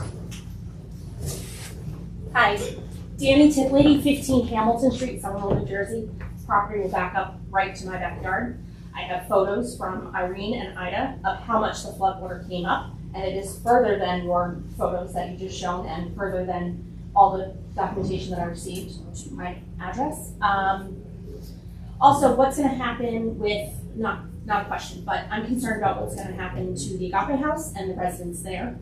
And they utilize a lot of those businesses that are now going to be closed while this development is happening. So I am concerned for the residents there, for my neighbors, the lights, the traffic, the water. My house has not been affected by the floods, but where, you said there was going to be an entertainment area, is that going to be a basin? What is that going to look like, and how is that going to affect my property and my neighbor's property? That's it. Thank you.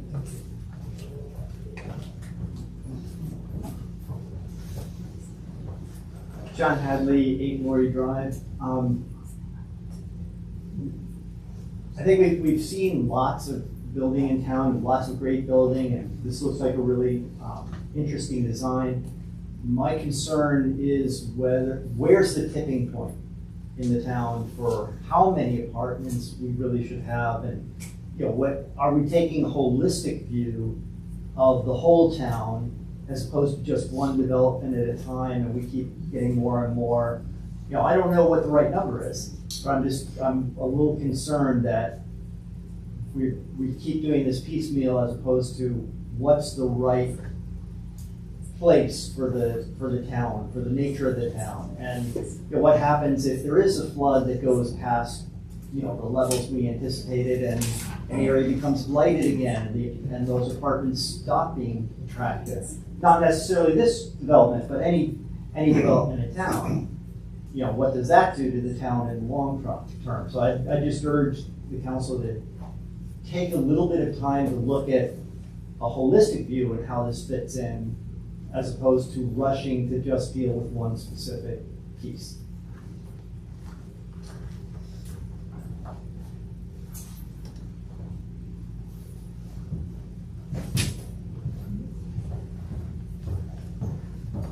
Why do I get the look? It's the hour. Brian Gallagher, 7 Fairmont Avenue, former mayor, and was one of the folks that approved this redevelopment plan back in 2012 and in 2008. Anytime somebody wants to come in and invest in Somerville, that's a great thing. That means there's promise. And whether that is somebody adding a deck to their home or it's a multi-million-dollar project. I think a lot of folks have a misconception about this project, and that's not their fault. I think that the problem lies in that nothing has been done with this redevelopment plan since 2012. It's 11 years that it has been off of everybody's radar screen. If you look at the redevelopment plans that have been successful throughout town, we've amended them multiple times. This one has not. It was a different time when this was adopted. To Rich's point, this may be the best thing that this end of town has seen. What I would suggest is that this plan be given back. You can do this in tandem. This plan be given back to the planning board. We have a wonderful planning board. They're really good at what they do. Let them do their work. Get out of their way. The redevelopment committee can hand off the info they know, the council can step back, let the planning board plan. That's their job. They can look at the project within the context of what we have now. When this was implemented in 2012, we didn't have the development that we have now. Now's a wonderful time to take a look at that redevelopment plan, push it, pull it, and you have a willing investor who wants to make Somerville better. That's great. That's the way to do it. Give it back to the planning board. Let them do their job. Let them do their work. And when you're at it, let them look at the other redevelopment plans. Gaston Avenue hasn't been touched in a long time. We have some growth there, but we have a whole area, and it hasn't been touched. Does it need to be there? We don't know the answer to that. The public doesn't like surprises. The more we keep our redevelopment projects out in front of the public, with them as a participant, because they're the ones who actually drove the design of this redevelopment plan, keep it out in front of them. Let them be a part of the process, and I think everybody will have success. Thank you. Anyone in the back? Yes.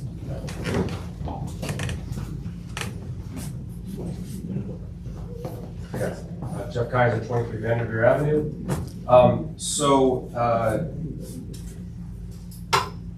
This resolution does say it meets the borough's goals and objectives for the redevelopment plan that was created in 2012. That was defined. And in that plan, it talks about these specific lots that are being considered. And in that statement, in the redevelopment plan, the reasons above, the borough is encouraging developers to develop portions of redevelopment that are outside of these zones.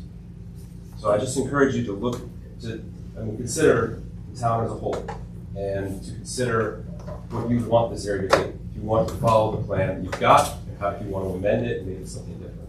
I think it would be good if we take a look at what's going to happen in the future with climate change, and we take a look at what we want now with our town.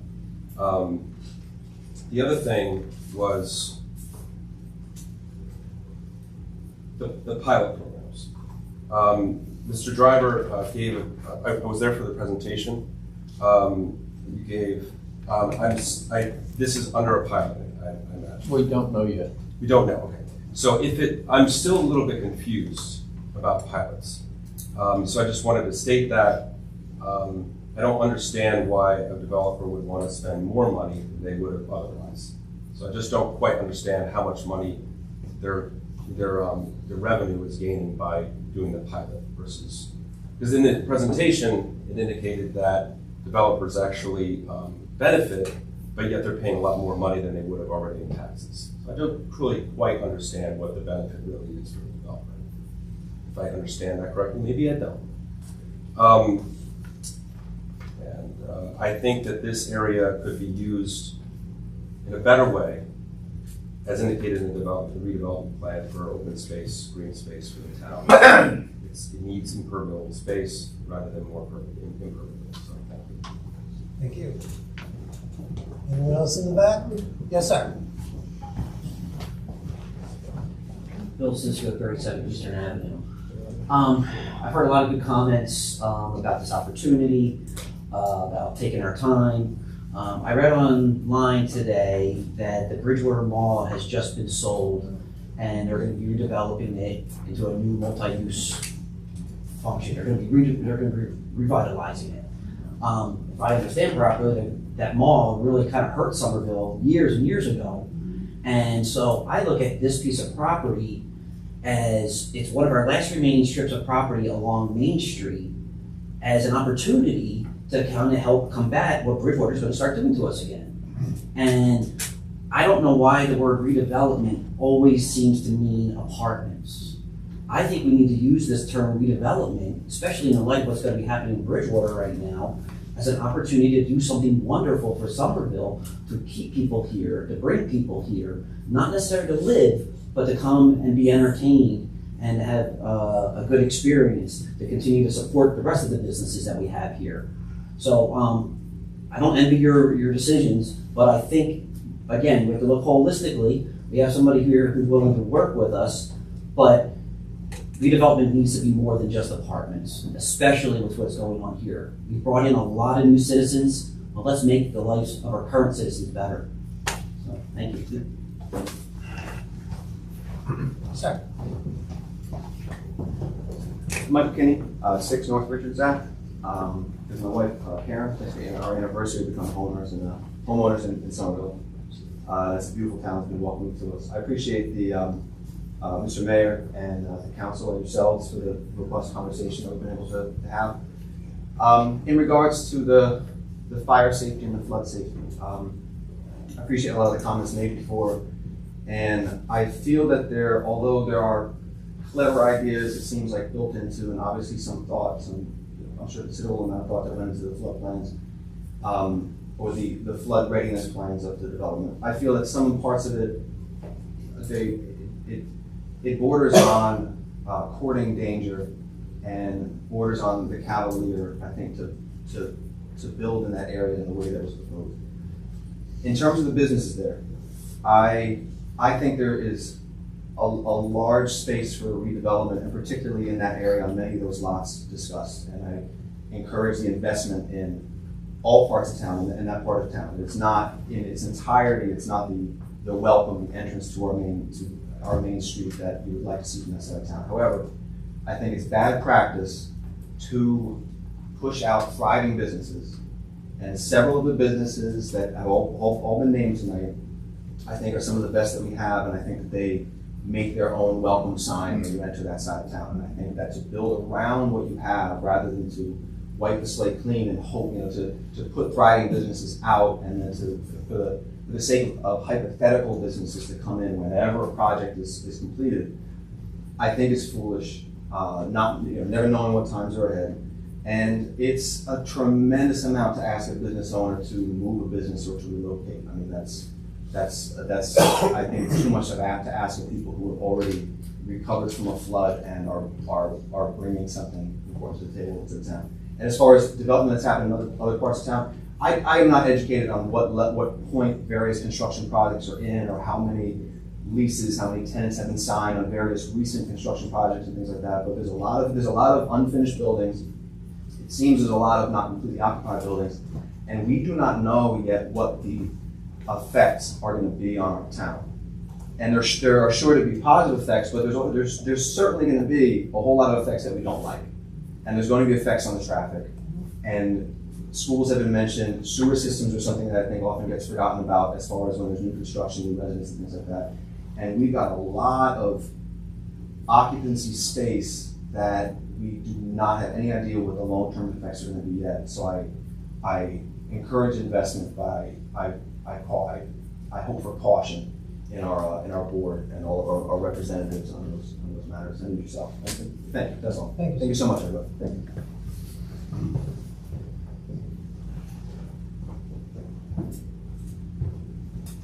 Hi, good evening, everyone. My name is Karen Kinney. I'm from 6 North Richards Avenue. Thank you all for your time here, and thank you for being passionate about this project. I've been an EMT volunteer for 12 years, and every time I go on a call, I always hope to come back, and I always pray to God to keep everyone safe.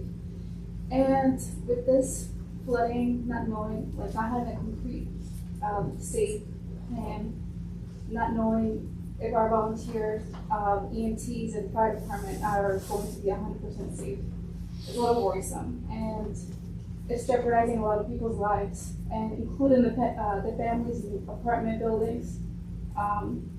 They're not going to be there, safely. They're going to be trapped if there was flooding and stuff like that. And then what's it going to be? Do we have enough lifeboats? Do we have enough ambulances? All this is going to bring a lot of people here. So I please ask you to take just time to consider all of the safety of everybody involved. Thank you.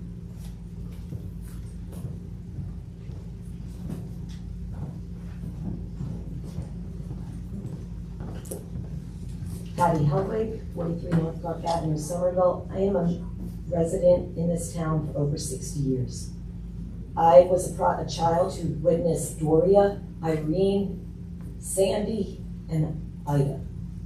I held the hands of children at our schools in the recent Ida. I sat for 4 days at Somerville Middle School, where it was our emergency shelter, and comforted those that lost everything they had on Cliff Street. Some still don't have everything that they had. I worry about the children, and I speak for the children, and I'm very passionate. I'm an educator in our school system for the past 25 years. But I'm here today as a resident. We want the children to be the future, like I am the future, and I'm getting emotional right now, and I apologize. Building on a flood zone, those children are scared, and they're still scared every time it rains in Somerville. Maybe I know you're building up high, and that's great, and we do need that. But what about the streets on the south side of town, Hamilton Street and Veterans, where it's eventually going to reach? My basement never flooded until the Ida. Standing at night, listening to the calls from the school saying, can we come? Can we get to your house? Because we're stuck at Vanderveer. As I'm pouring water out the window, and mine was minimal to what people faced. So I'm worried about building on a flood zone. Why does it have to be apartments? As someone, Mr. Cisco, I think, said, we need to keep people here, not send them away. Many times I've heard over the past redevelopment of these apartments, I've heard that there's no impact on the schools. No, not yet. 5 years from now, we all know what happens when people live together. In 5 years, the schools right now have lost. I recently read someone in one of your minutes who said that we've lost 5 families. Yes, they went to low-income housing in Branchburg. We did lose 5 families, and I can tell you who they are, but I won't. But we want to keep them here. We don't want to send them out because they can get housing somewhere else. We want to keep them and build our future of Somerville, and we need to keep them in our schools, but our schools are getting too small, and the more we keep on adding apartments. Our classrooms now are ideally sized at 18. If we don't build onto the school, they're going to be 35 in a classroom. Try to teach 35 students at one time. It's very difficult. Proposed in the last Board of Education meeting of April 25th. There's a proposal to add 3 preschool rooms. We need 11 right now. Teachers are working often in shared rooms. Administrators are working out of closets. Yes, closets. I invite you to come and visit our schools. I'll take you on a tour. We don't have enough room now, and if we keep on adding these apartments, where are we going to put them? Where are we going to put our students? And one more point that I want to make besides the school is the safety in our school. We're a walking district. Walk town. I walk almost every day, my husband and I. It's not safe. Some of our streets aren't safe. We've heard many times about Grove Street and the accidents that are happening there. Try to cross right where you want to develop at Park Avenue, where you're going to send our kids to Love Park Pool. Try to catch that in the morning when everyone's trying to go to their jobs. I walk every Wednesday, and I welcome anyone to come walk with us on Wednesday mornings. We meet at the old skate park, now pickleball courts, and we walk to school. And we stand in the street and direct the traffic. We, as teachers, do. Because not all our streets have enough coverage with, I can't even think of what they are. Crossing guards, right? Because our traffic is all over the place. More cars, more people, more traffic. So I implore you to think about the children, because they are the future of Somerville. I never thought that 63 years later I would be speaking at this meeting, and I'm so glad that I am. Thank you for your time. Thank you for your time. You're welcome. Yes, sir.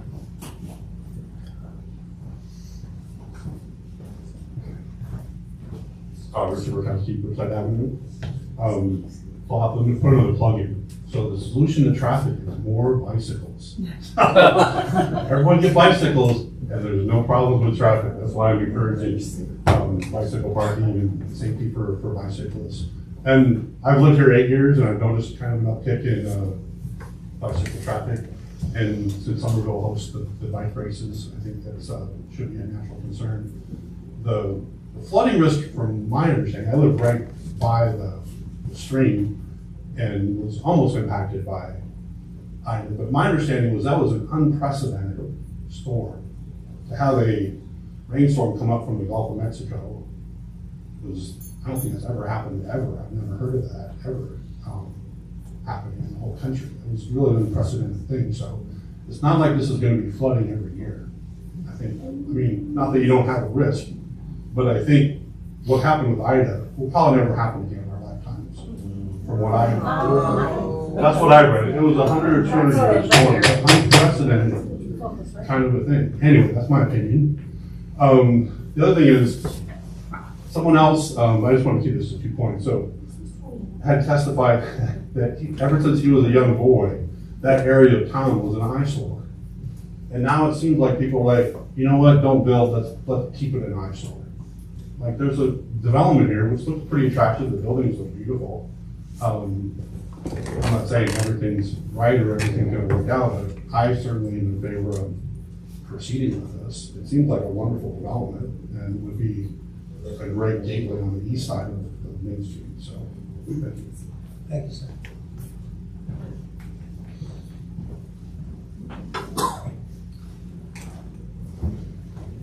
Greetings, Mike Kerwin, 8 Everett Drive, member of Redevelopment Committee.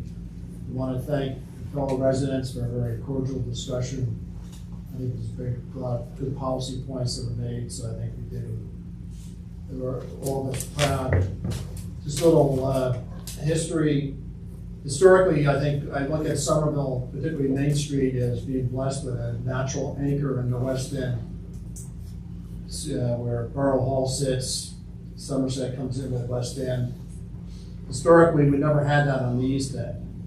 So you go back to every planning document in the history of the borough, it's always talked about doing something for the East End of town. Creating an anchor, gateway, if you would. So the 1990 master plan, which was recently ratified, the principles that we articulated, not the developer. These are our goals. Our goals. To revitalize East End and Main Street through redevelopment process that encourages assembly of use of properties. The fact that this developer has acquired seven separate properties gives us a great opportunity, which I think everybody in this room recognizes, because that doesn't happen easy. So if we don't take advantage of this opportunity, or at least look at taking advantage of this opportunity, you're not going to have an opportunity again where someone's going to try to put together 7 separate properties. So the other goals that we articulated, and this precedes the redevelopment plan. This is our master plan. These are our community-wide goals. This is what the redevelopment plan is based on. Requiring an assemblage, providing a wide range of housing, including affordable housing, so that's a great thing. Use redevelopment in order to alleviate flooding. It's in our master plan. Use redevelopment to mediate flooding and to mitigate traffic. And one of the ways you can control traffic is you get rid of multiple driveways so the driveway is controlled by certain more limited access points to needs such as traffic lighting. And now, last but not least, use redevelopment on the east end of Main Street to clean up the property, to clean up garbage dumps or landfills that are there. And that, again, is one of our goals as a community. So there's been a lot of specific points about flooding. I was freaked out by Ida, just like everybody else was. And I would encourage everyone taking a close look to see what we can do to really mitigate that. But in terms of a general principle of investing in the east end of Main Street, it's really the heart of what this town's been all about for a really long time. So I think we got to take a close look at it. Thank you. Okay, last call for comments of someone that has not had a chance to comment. Yes, sir. Glenn Denny, 210 East Cliff. Also from the master plan, just filling in some of the holes that we just missed. It also says that we should reduce the overcrowding of buildings and pavement on undersized lots in the East End District. And it does talk about improving the aesthetic appearance, which I would totally agree with, but it also includes saying we need some upgraded designs, as well as increased landscaping, buffers, and screening of unattractive areas in that development area. And I would say that, we're talking sort of about an either or, nothing, leave it a blight, or develop a giant apartment complex. I think there's a lot of other options on the table, and I would agree with Mayor Gallagher, or previous Mayor Gallagher, that we do need to rethink all of our, I think we need to revisit our master plan. I think we need to redevelop our redevelopment plan. I think we need to engage the public in all those processes in order to kind of create an overall goal and not just have it kind of be a hodgepodge. I agree that we need to fix blight and we do need tax money. But how do we balance that with the environmental concerns, the flooding concerns, and all the other things that have been brought up here, whether it's existing businesses or bringing in new businesses? I also do think that we need to be creative in the way we think about what types of things we are developing, including bringing in other entertainment type things to bring more people here rather than just apartments. Thank you. All right. Hearing no further comment, I'll ask Councilor to close. So moved. Second. Council members Granville Brady. Yes. Al Mitchell. Yes. Gina Stravic. Yes. Roger Vroom. Yes. Randy Pitts. Yes. As a matter of procedure, I point out that if you were to pull this resolution forward, for example, for a vote, it would be a yes vote, not on this project, not on this on the designation plan, but simply authorizes the redevelopment committee and the planning board to engage with the developer to work out a project. Normally, consent resolutions are taken later on in the meeting, but in the sake of accommodating people that might have other commitments, I'm going to move this resolution forward, and I will read the resolution before I call for the motion.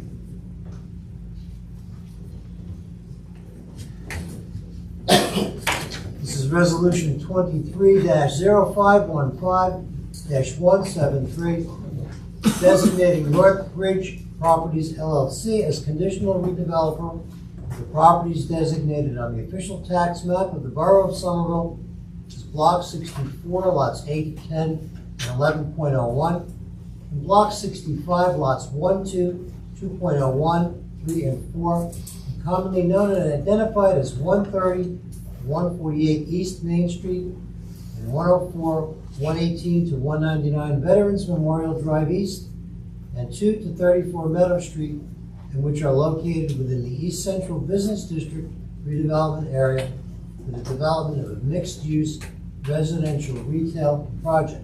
I would entertain a motion for this resolution. So moved. Second. All right, we have a discussion period, and I'll go in the same order. If you choose to comment or ask a question, otherwise you may just say pass. Councilman Mitchell, this is not a vote. This is just for clarification or question. Just discussion, yes, I understand. Thank you. I just wanted to say that the important distinction here is that we're just selecting somebody to talk to. We're not making any promises, and I'd like to tell the developers right now, approval of, accepting you as conditional developer does not mean we approve the project, does not mean we like the design the way it's written now. It just means that we think we can work with you in the future. And also, we are in this resolution, there is a time limit. And, if you're dragging your feet, we'll just let it expire. If we're making progress, it can be extended, but if you're dragging your feet, we'll just let it expire. So that's all I wanted to say. To your point, Councilman, I believe it's 180 days. As the initial designation. Approximately 6 months. Councilman Broom, comment or question? My comment falls in line with what a lot of other people are saying. You know, it's a missed opportunity, I believe. Look, the east end of town, I live right near there, as do a lot of other people who have spoken. Is it pretty to look at? No. But I believe that there are many options, as was stated by Mr. Denis and many of the other members here that have spoken, to find a means to improve on that area. And it doesn't necessarily mean that it's up and dense. And that is my concern, that is my issue. You know, and I know that we're simply a designation tonight, but this does meet redevelopment standards as it stands, as the redevelopment committee has said. So I'm not sure how much deviation there would be going to the planning board or any other board. That is my concern at this time, because it does meet those that does satisfy, as it says in the resolution, the redevelopment plan. Council. I do not believe that this project meets the needs of Somerville at this point in time.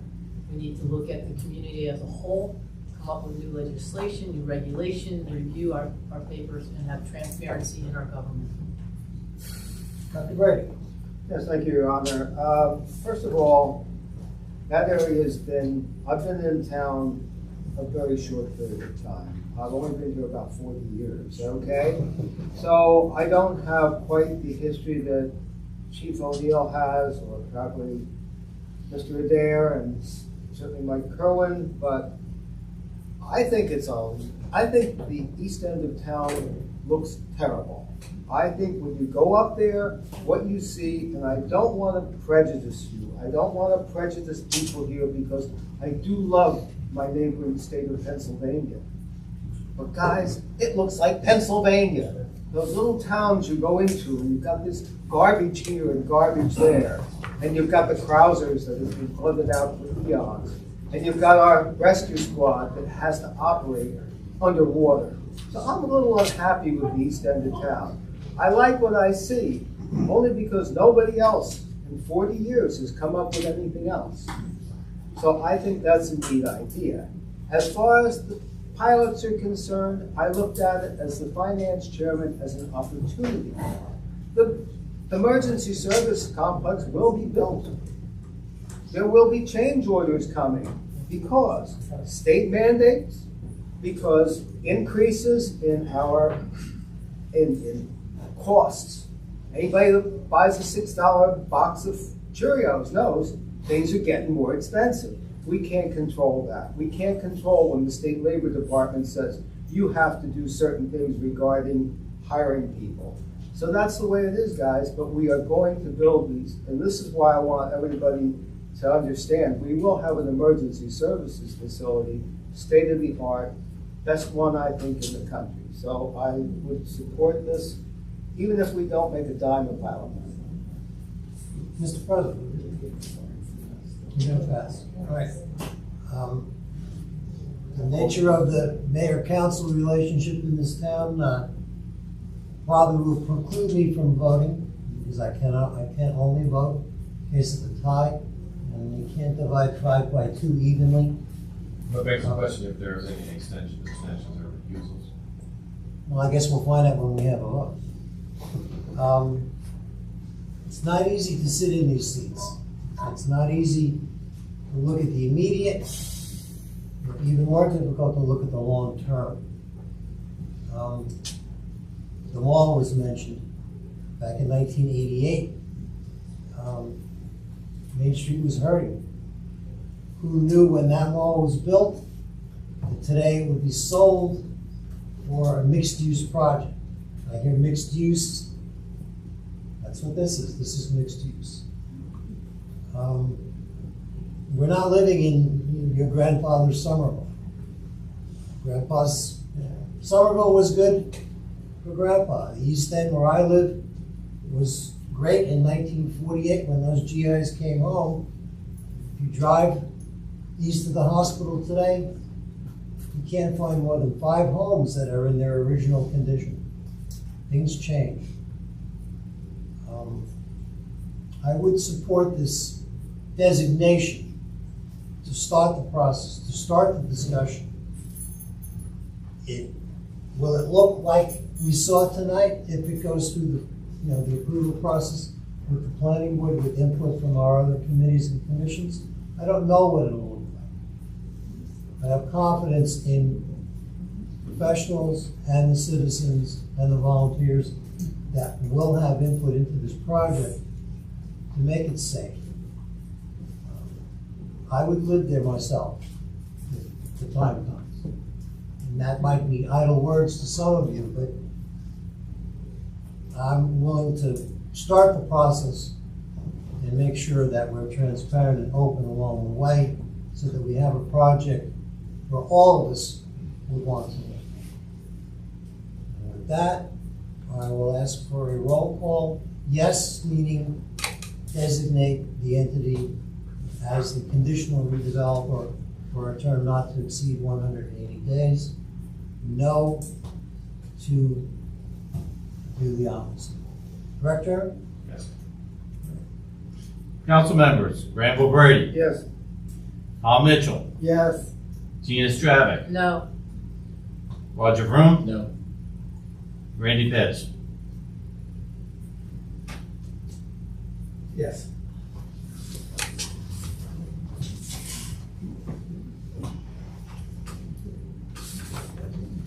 All right. We will go back to our regular meeting. I want to, before we resume, thank the public for your courtesy, your calmness. There will be many more hearings with this project. I would encourage you to participate to the fullest and tell your friends that could not make it tonight. We will be glad to entertain their comments and questions at the appropriate time. Thank you. Thank you, Mayor. We're going to take a 2-minute recess. Can I take a break? 2 minutes.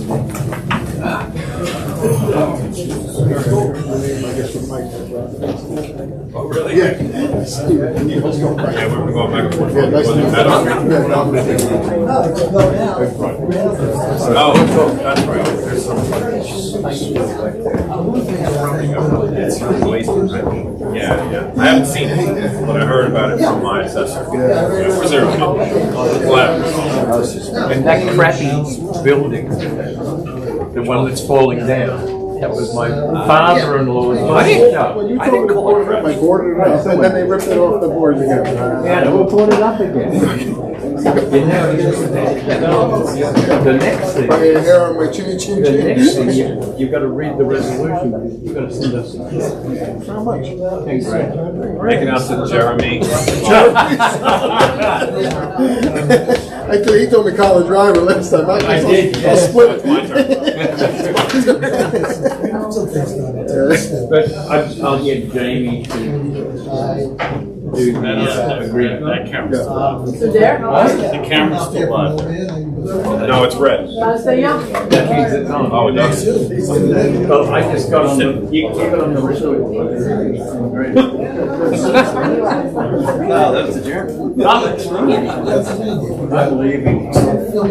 We're talking. They always crank up. What are we? Are we I think it's the way to the county. So, they put a fire on it. It's not important to them.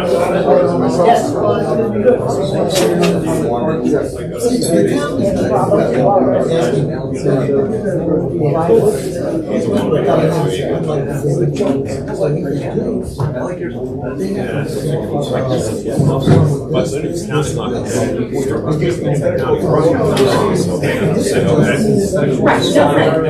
no, one doesn't have to go in too. I mean, I can sign it, just throw it out there. They may make some million changes. Or they may not care. Just do it. You have the whole hearing.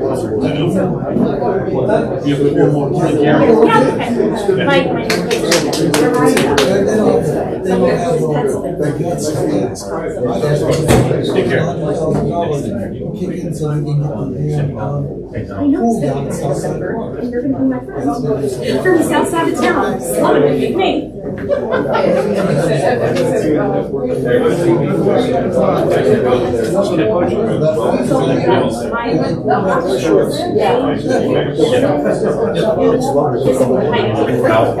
For their Worse when I was a kid. Is there okay? All right. Right. So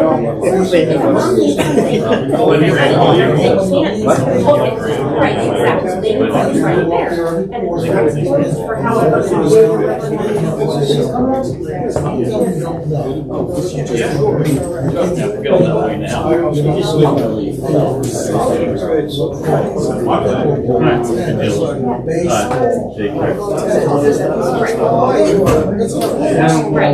Right, and I know that the summer is at height anyway, but at that point, it's like, okay, I pay a little bit more for a here, and I don't really need my difference already, and so or take it off and pop it out, or load it.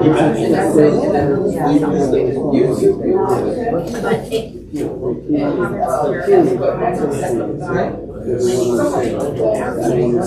it's really hard. I'm like, so come on.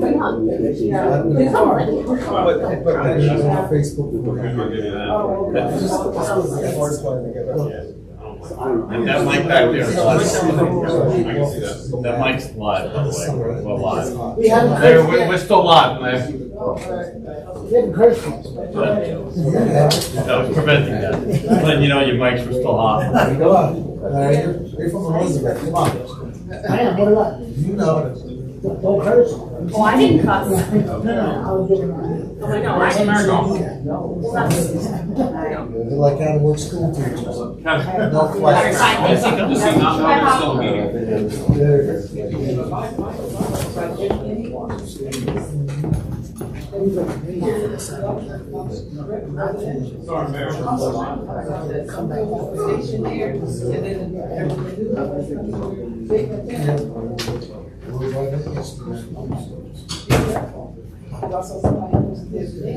Oh, yeah. Last week, I made the same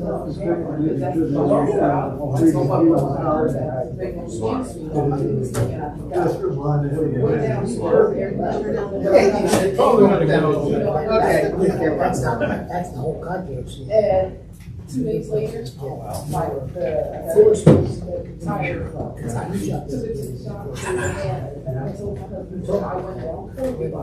As soon as I got to the gate, I thought it was stuff. So we're back in our regular session. I want to thank members of the public and especially you folks watching for your patience while we had a brief recess. We are up to our tabled ordinance, 2706-23-0417, amending chapter 102, section 74, removing the requirement for minor site plans for sidewalk cafes that are seasonal in nature, and establishing the regulations for seasonal sidewalk cafes in chapter 150, article 3. Jeremy, since this was tabled, I can call for a motion for introduction. Was it tabled prior to introduction? I don't or was remember. it What was tabled the after status? it was introduced? It was tabled introduced, for- it was tabled because we were waiting planning board comments. So we do get the comments and we made some adjustments. Once you pull it off the table, I can tell you. Now, the question. All right, so we need a motion to untable. Untable. Okay. So I move untable it. Is that the technical term to untable it? All right, I need to Remove take it off off the table. table, okay? Detable. All right, And a so second, someone I second believe. it? All right, vote, a yes vote will need to bring it to discussion. Graham O'Brady? Yes. Tom Mitchell? Yes. Gina Stravic? Roger Vroom? Yes. Randy Pitts? Yeah. Okay. Now I can ask for a motion for adoption. Yes. Wait, do we need a public hearing? How about public discussion? Yeah, we need, Yeah, as Since part of back the on. adoption, you will have an open since vote. we're gonna, This is the since open we're gonna public vote, session we on need a the motion to open the public. So move. Second? Councilmembers Granville Brady, Yes. Tom Mitchell, Yes. Gina Stravic, Yes. Roger Vroom, Yes. Randy Pitts. Public question, comment? Yes, My name please. is Larry Cleveland, I live at 34 Grant Avenue. I happen to be on the planning board, and we had sent comments about this particular ordinance, saying that we don't think we should be acting on it without taking additional meetings and steps to work with the DSA and the business owners and the public. Because what we've seen is a complete lack of enforcement over the last 8 years since we originally started talking about sidewalk cafes and making them more formal and putting tables and chairs out, and there were rules about having to apply every year for it. That went by wayside. There's a myriad of issues and just, and I know I've said it, the sidewalks are not necessarily safe at certain places. We even talked about the DSA doing their part by removing the tree grates. Not the trees, the tree grates would increase sidewalk space that you can't believe. There's supposed to be either 3 feet or 6 feet of walking space.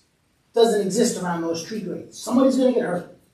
When they get hurt, all that's gonna happen is we're gonna write a check for how many zeros on the end of the check. Because somebody's gonna fall off the sidewalk, or a kid's gonna fall in the carriage, or somebody's gonna break their leg, or a handicapped person is gonna be in a wheelchair. It needs to be addressed, and there's no enforcement. Zero. It hasn't been, and I would like to know, did you get the planning board comments? Yeah, that's why I'm saying, so I mean, when Right. you're done with the public hearing, I can go through it if you like, or I can. Well, I would end like your it to Public be hearing. into the record, to say what the planning board said. Not just the adjustments, I understand the adjustments and I appreciate it, but if we gave a list of 10 things that said, we should wait about this, but if you're gonna do it, that's what the letter said. We said we didn't wanna do anything until we had meetings with the DSA and talked about it, because nothing is gonna change. If we take away a regulation, it makes it so much harder to enforce it later on. I think the last thing we should do is to take any kind of oversight away and give it to the DSA. That's a conflict of interest. They're gonna police themselves? I don't think so. This is my comments as a resident. But I'm also on the planning board and I understand, but I think we should read into the record what the planning board said, so that the public understands, we told you so, because when it goes south, we're gonna say, we told them so, and here's the proof. So I would like it read into the record so that we all understand what we're agreeing to if you're gonna go against our recommendation. We'll At the planning board. address that at the discussion phase. More public comment or question? All right, hearing none, I'll take a motion to close the public session. Any second to close public session? Second. Thank you. Councilmembers Granville Brady. Yes. Tom Mitchell. Yes. Gina Stravic. This is the vote to close public session. Correct. Yes. Roger Vroom. Yes. Randy Pitts. All right, public session is closed. Now I'll entertain a motion. If I may, Mayor, I understood that this simply doesn't remove oversight, it just takes away the requirement of a site plan, which is a very specific requirement, and most applicants will tell you that they object to site plans because of their expense for a relatively minor thing. So my understanding is that it doesn't remove oversight, it just removes an expensive impediment. That's my understanding. Yeah, I did attend the planning board meeting. We got into a lot of dialogue about enforcement and none of this ordinance has to do with. I sat there and listened to the entire meeting, kind of go off the rails a little. What this ordinance does, it removes the site plan requirement. So a person that wants to have a sidewalk cafe does not have to go in the front of the planning board to do this. So and including a survey including a survey, the cost, the expenditures of the professionals that are during the meeting, the transcriber, the attorney, they don't have to do any of that. They would come to the borough, make applications in municipality, apply for it. It would be reviewed by the architectural review board, and they would get their approval or denial. The enforcement and the lack thereof, or the future enforcement, none of that ever changes in this ordinance. However, we've been working with the DSA over the last 2 years. Keep in mind, we're in COVID, so we relaxed all the rules during COVID. It wasn't just no one did any work. We had more pressing work to do than to ask ask businesses to move cafes that are overextending. So what'll happen now is there's a process that will be very less expensive for them to do this. And they'll make the application, we'll review it, the ARB will determine whether it's approved, and the municipality will enforce that. That's really what it is. All of the recommendations that relate to this ordinance is taking into the ordinance. Any recommendations that had nothing to do with this ordinance, we can't change the ordinance for it. So it has to do with the application process. The enforcement process. So the borough is taking in all the comments from the planning board. All right, let's get a motion on the table to approve. I move to approve it. Second. Now we'll take questions. We'll go in order. Tom, any questions, comments? Well, I just want to echo Mr. Cleveland's question. Can we get a reading of what the actual planning board said? As it relates to this ordinance? Yes. Yes, we took everything in. So you incorporated the changes into the ordinance? Yeah, we incorporated the change. So some members of the planning board, I was at the meeting.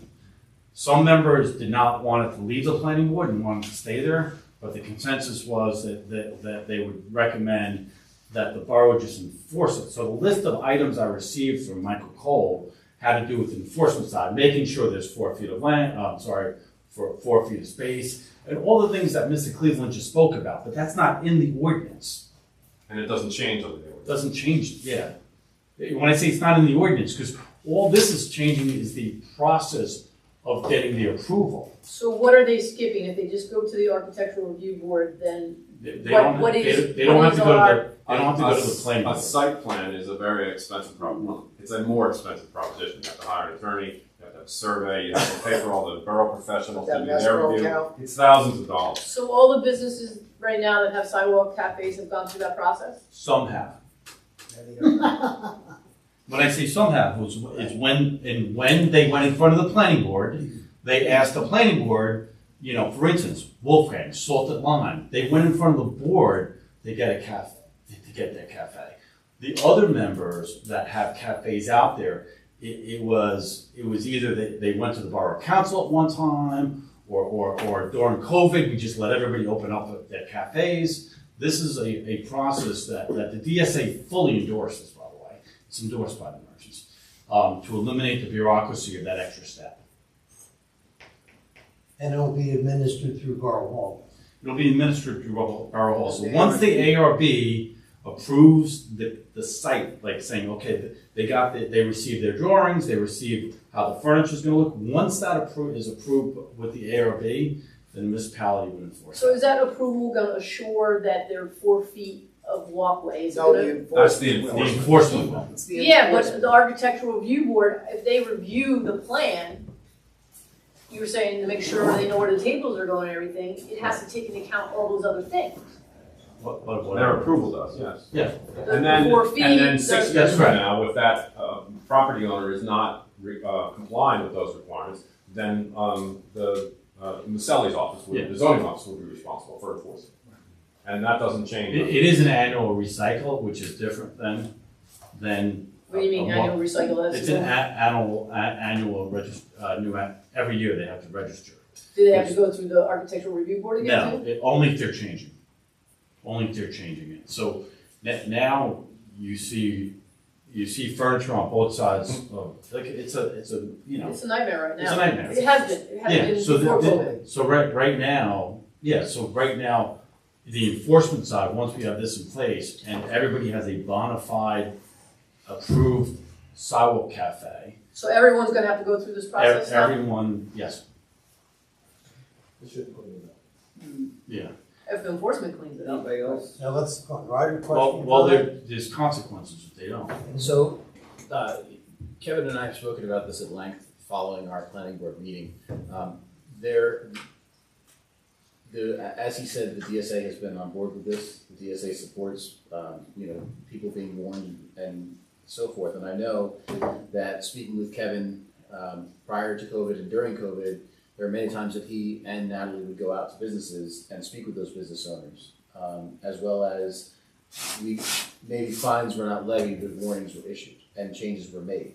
Now, again, as previously been stated, that has nothing to do with this ordinance. The ordinance in front of us right now just talks about the process of getting a cafe open. If we want to revisit what the violations and all of that looks like and how that looks in the separate ordinance, then that is something that we can certainly do. But at this time, this is simply talking about the design and the approval to expedite that and then ensure that, again, not part of this ordinance, separate ordinance that talks about the rules and violations, which every single business is given when they come to the borough. When they get the application for a sidewalk cafe, on that application it details what the expectations are. So this is where it seems as though we're getting cut out, and even on the planning board's own admission, it's been like 12, 15 years since they've seen a sidewalk cafe application. So it's not something that has been a constant and we're removing it, it's something that hasn't been there. And so anything that we can do, again, we want to support our small businesses, as we just talked about with the ordinance that was in front of us. So having something like this, I think, is good. If we are concerned about what it looks like, we can certainly, again, violations-wise and holding feet to the fire, as they say, we can revisit what it says in the other ordinance for violations. We need to, as was said at the planning board meeting, we need to separate the two entities and deal with violations through the code office and things along those lines. The comments from the planning board was to identify the seasonal sidewalk cafe by definition, which we did. It was to have the approval of the sidewalk cafe made by the architectural review board, which that's what we're trying to accomplish.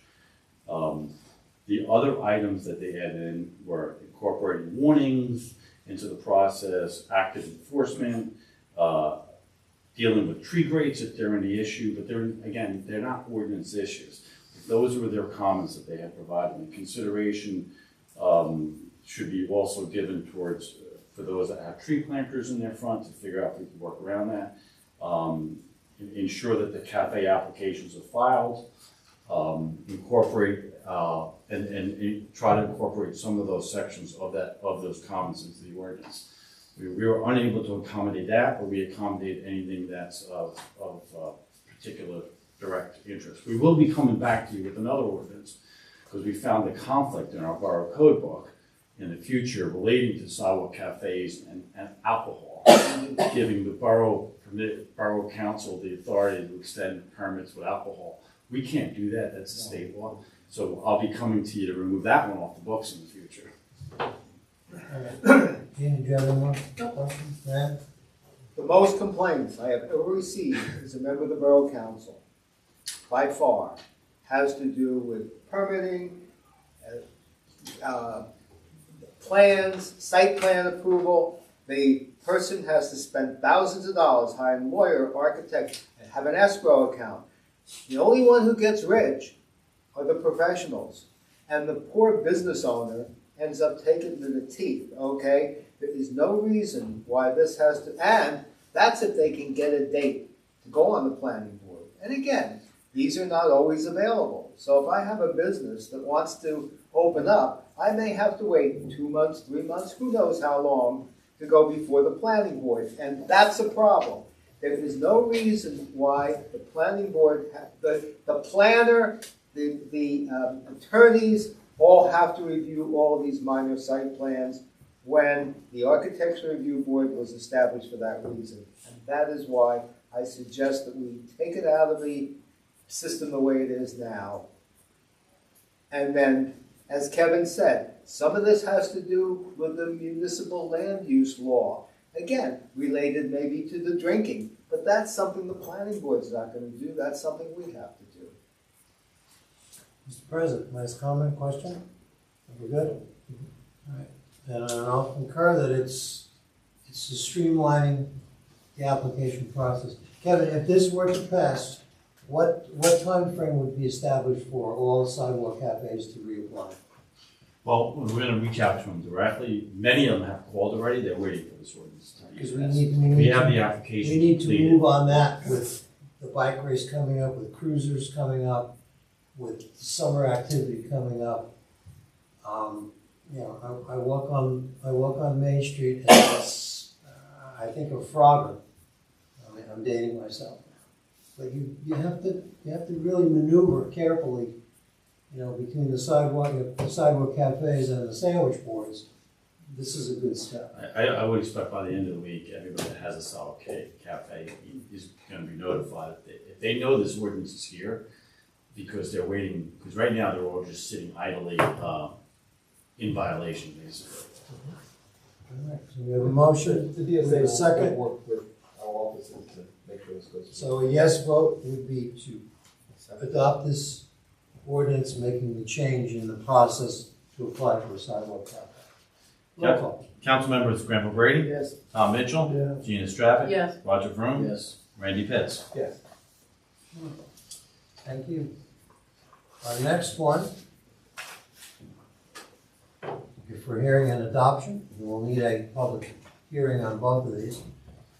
2703, 230403, amending chapter 102 to 116 of the Land Use Code entitled Conditional Uses, Solar System. Should be solar energy systems, I think, yes.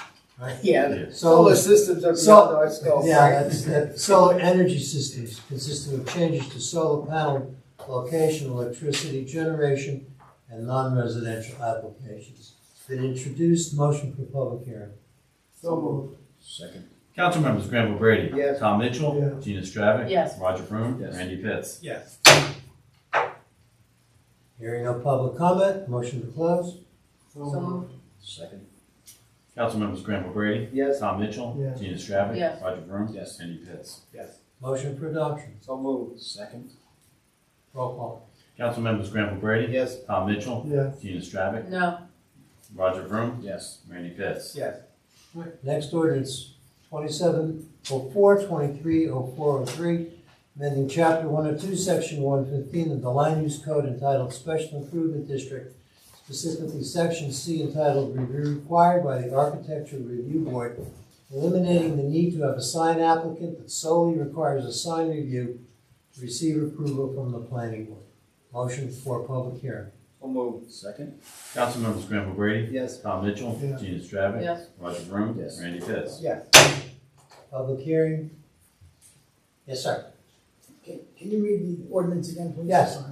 Amending chapter 102, section 115 of the Land Use Code entitled Special Improvement District, specifically section C entitled Review Required by the Architectural Board, should be Architectural Review Board, eliminating the need to have a sign applicant that solely requires a sign review to receive approval from the planning board. And did the planning board send a recommendation letter on this? I think we did. Can we find out what they said there? Because I'm sure that we probably said it's probably not a good idea just to have the ARB approving signs. There's a reason why the planning board is over the ARB. There was a lengthy discussion, and I participated in it. One thing in particular, everybody says, oh, there's so many rules and regulations and it takes 2 weeks to get a sign approved and everybody's up in arms.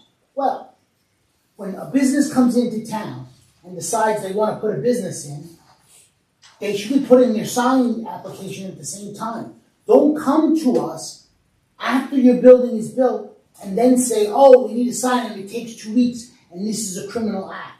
That is extreme to even say that. It's not.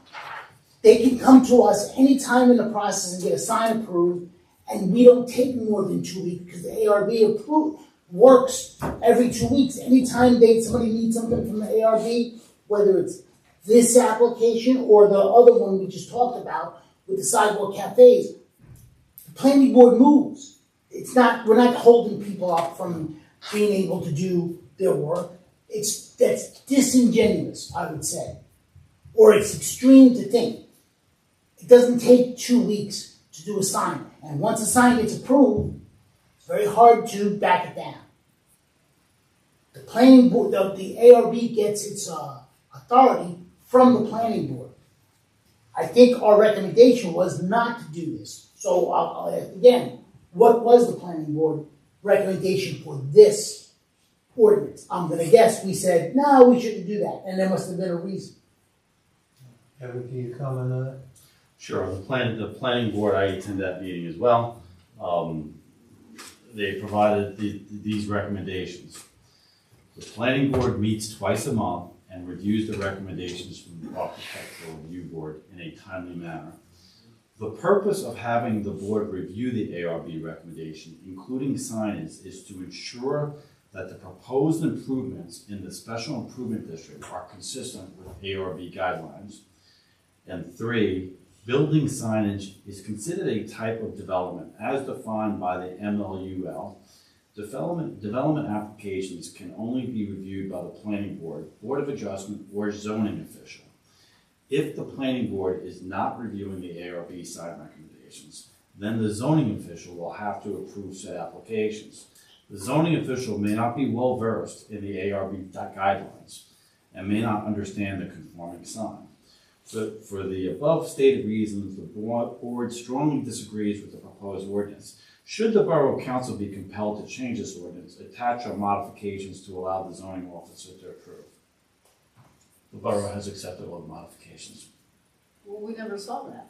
What's that? We never saw the modifications, the recommendations. They're in the ordinance right now tonight. So just so you understand is what we're doing here is that in deference to the planning board does not see applications, sign applications. They only see sign applications in the special improvement district. So why should the people in the DSA, in the SID, be penalized because they're in the SID? The whole idea is for them to get a benefit in the SID. They're paying extra money. They're supposed to have a more expedited approval, not an additional. And the reason this was done was probably in very good cause, because someone probably put up a sign that someone didn't like, and the ARB was then to review all signs within the SID, and the ordinance was created. They don't review all the other signs, only in the SID. So what happens is Wait a minute, who only reviews them in the SID? the planning board. The ARB only reviews them in the planning. Is there a person on the ARB on the planning board? Or? Correct. There is Everybody's represented. Yeah. So what happens is, all this ordinance is doing is I've worked for the borough for 15 years. I've never seen the planning board ever reject a recommendation by the ARB. All we're saying is, ARB, make the decision, and it's over. John Maselli is at that meeting. He chairs the ARB. When that meeting's over, John issues a sign permit as the zoning officer, and it's over. Just like the zoning officer issues all the other sign permits in the municipality. There's no need for it to go to the planning board. They don't need a planner, they don't need an escrow They don't account, need- they they don't, don't they have don't to- need all these wonderful they don't things that need we to provide for people. Worry about. Heaven forbid. The argument was that the sign people that go in front of the board are not paying for those escrows. I know. We are. Right? So when someone goes in front of there was recently, the planning board had 3 sign approvals on it. At that meeting where there were 3 professionals that had to get paid at that meeting. That's the only thing that was on the meeting. The borough still has to pay that bill, whether the sign people pay it or not. So all this does is eliminate the bureaucracy of that other step, because we have great people on the ARB. The boards are represented, the DSA is represented, the zoning board's represented, and the planning board are all represented on the ARB. And the ARB has never sent anything to the planning board in the 15 years I've been here that they've rejected. And I think Larry said that. So there's no need, if the planning board was to cancel, why should the person have to wait? Right? Why should they have to wait one single more day than the day that the ARB approves it? The only argument is that it's, I've spoken to Michael Cole about this, is that under the MLUL, this municipality considers that development. But development could also be approved by the zoning officer. And if the zoning officer is sitting at the same ARB meeting, right, with those members, it's over. They all agree, they look at each other, they agree, they take minutes, done. They don't have to go to the planning board. Just like every other business in this town, that doesn't have to go to the planning board. It shouldn't be the members in the SID that have to go in front of the planning board. So that would be over at that point. At some point, you may even want to eliminate the ARB process if it's easier. But all this ordinance does is eliminates the planning board step. We're still in the public session. Any more public comment? No, it's okay. It's late. Yes. All right, motion to close. Move to close. Second. Council members Granville Brady. Tom Mitchell. Yes. Gina Stravic. Yes. Roger Vroom. Yes. Randy Pitts. Public hearing is closed. All right, I'll take a motion for approval. So move. Second. Again, a yes vote would be to amend the current two-step program and compact it into an ARB approval only. Council members Granville Brady. Yes. Tom Mitchell. Yes. Gina Stravic. Yes. Roger Vroom. Yes. Randy Pitts. Yes. Last ordinance, 2708-230501, repealing Chapter 82 of the Borough Code entitled Floodplains and Flood Hazard Area, creating Chapter 102, Section 127, entitled Flood Damage Control Prevention, designating a floodplain administrator and providing for severability and an effective date. Motion to open the public So hearing. move. Second. Council members Granville Brady. Yes. Tom Mitchell. Yes. Gina Stravic. Yes. Roger Vroom. Yes. Randy Pitts. Yes. Before I open it, Kevin, just a quick synopsis. This is required by the DEP, the Yeah. state. We're Requested obligated to by it. the DEP. Well, We're it is- obligated to it is adopt. actually required. Yeah, we're obligated to it. Well, do I have to vote for it, or do they just come and take me away? All right, public comment, Wait, question. wait a minute, yeah, well, Let's take care go of ahead. this. Yes. Underneath 210 East Cliff Street, I would say that this is a start. I know it's from the state, and but I would encourage the council to think about going even further on some of these things in order to provide better guidelines for many of the places in town that experience flooding. So I think this is a start, but certainly shouldn't be the finish. Hearing no others, motion to close. So move. Second. Council members Granville Brady. Yes. Tom Mitchell. Gina Stravic. Yes. Roger Vroom. Yes. Randy Pitts. Yes. All right, motion for adoption. So moved. Second. Kevin, question, the ordinance refers to designating a floodplain administrator. So that, by statute, if we don't have a designated floodplain administrator, the construction official is automatically the floodplain administrator. And that's what would occur with this. That's what this law says it is, or we chose? That's by statute, actually. This actually designates the construction official in our town, that person. No, it's not an additional. We don't designate, it's the same person, that's the problem. It's not creating a new position, new hire. No. It's giving that Additional title, responsibility. much like in your case, your purchasing agent and. Yeah, there's training he has completed, Yeah. and there's still training he has to do. And again, for the purpose of avoiding, I should say, for the purpose of getting this finalized to the state, I think that the ordinance meets all the minimum requirements to do that. I don't disagree that this ordinance probably needs further investigation, further discussion, but the timeline required by the state for this ordinance was actually May 1st. But it was already reviewed by the state, it had to be reviewed internally. It's taken a long time to get to this point, but I don't disagree that just someone with a better skill set probably needs to continue to investigate this a little more. All right, roll call. Council members Granville Brady. No. Tom Mitchell. Yes. Gina Stravic. Yes. Roger Vroom. Yes. Randy Pitts. Yes. You didn't ask for comments, Your Honor. This is the most ridiculous thing I've ever seen. The Department of Environmental Persecution is shoving this down our throats. We have no idea what this is. It'll cost money. And guess what, guys? It's almost 10 o'clock, so let's move on. All right, Open public session, motion. Very good. So moved. I need a second. Second. Council members Granville Brady, Yes. Tom Mitchell, Yes. Gina Stravic, Yes. Roger Broom, Yes. Randy Pitts. Yes, sir. Mr. Adair. Evening. Evening. Just a couple of things. My address, sir. Art Adair, 81 Center Street. That's it. Well, of course. I'm almost as old as Grant. Come on. A couple things. One, at the March zoning board meeting, well, let me digress. About 2 years ago, the planning board and zoning board met in concert to address the POR zone.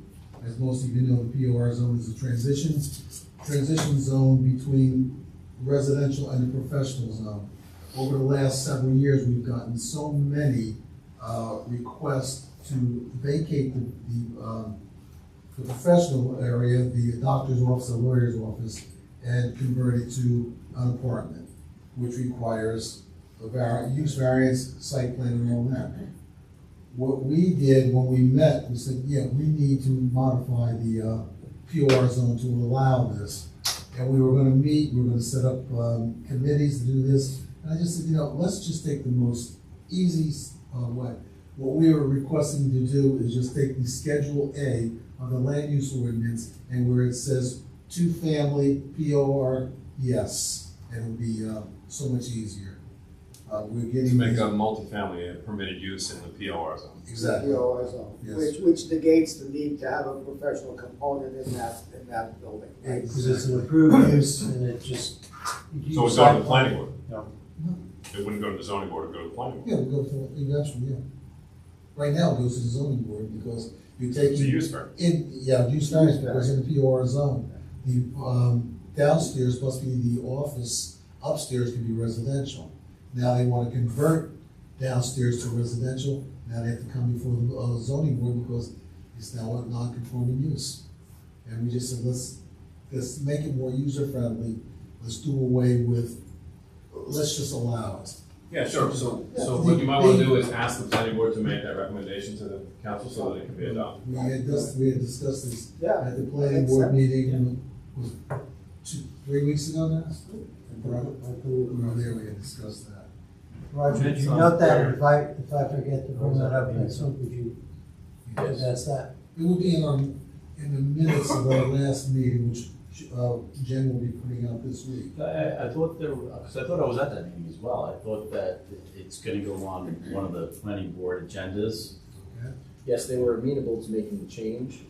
As far as when that shows up, I'm not sure. Jeremy, who would draft that ordinance? Would it be the planning board attorney or Typically the yourself? planner. The planner. Yeah. Planning, yeah, I think our attorney. Typically it's originated by the planning board, Alright. recommended to the council. by the We meet planning next Wednesday. Planning board? Planning board. Planning board meets next Wednesday, zoning board meets this Wednesday. And I think Cliff has been working on that. So he can just pass it on to Kara. Yeah, have him call Kara and then. So put it are on. you looking for a joint resolution between the two boards? Yes. It's just a recommendation, Yeah. a study by the planning board saying, we think this is a good idea, council, please adopt. Right. All right. Yeah. Okay. That was one of the initiatives. Two other, another motion that we did was relating to personnel. We don't want to discuss it right now, but you'll get those in the minutes that Jen will be generating this week. We're asking for things that we have talked about at the planning board and previous council meetings. Can we get copies of those? Yeah, you will. Yes. Well, those are executive, Yeah. at least. You didn't steal my thunder, but there will not be a parade this year. When we met with the parade committee, they gave us such a short schedule or a short route. The bike race committee, you mean? Yeah, the bike race committee, and the participants said, no, we're not gonna get all dressed up, get all the kids and everything for an eight block parade. Well, we'll be back next year. While we were dealing, or the committee was dealing with COVID and weather and couldn't have several parades, the bike committee did their thing. they increased their brand, and which is a great thing to do, but let's remember what Memorial Day is about. Exactly. You and I, you were on that podium, and, you know, you go give us our history lesson. Let's remember next I'm year. working on this year's as we speak. Yeah, and USC too? No, I'm going in a local direction. Okay. We have Veterans Day coming up. Right. Okay, Well, let's start the discussion on a parade early so we can try to carve out a route. yeah. Because that's the problem now, is that High Street is an integral part of the race, and they need that time. And unless we have a parade at 6 o'clock in the morning, we have to coexist. So let's start that discussion. We're working on it.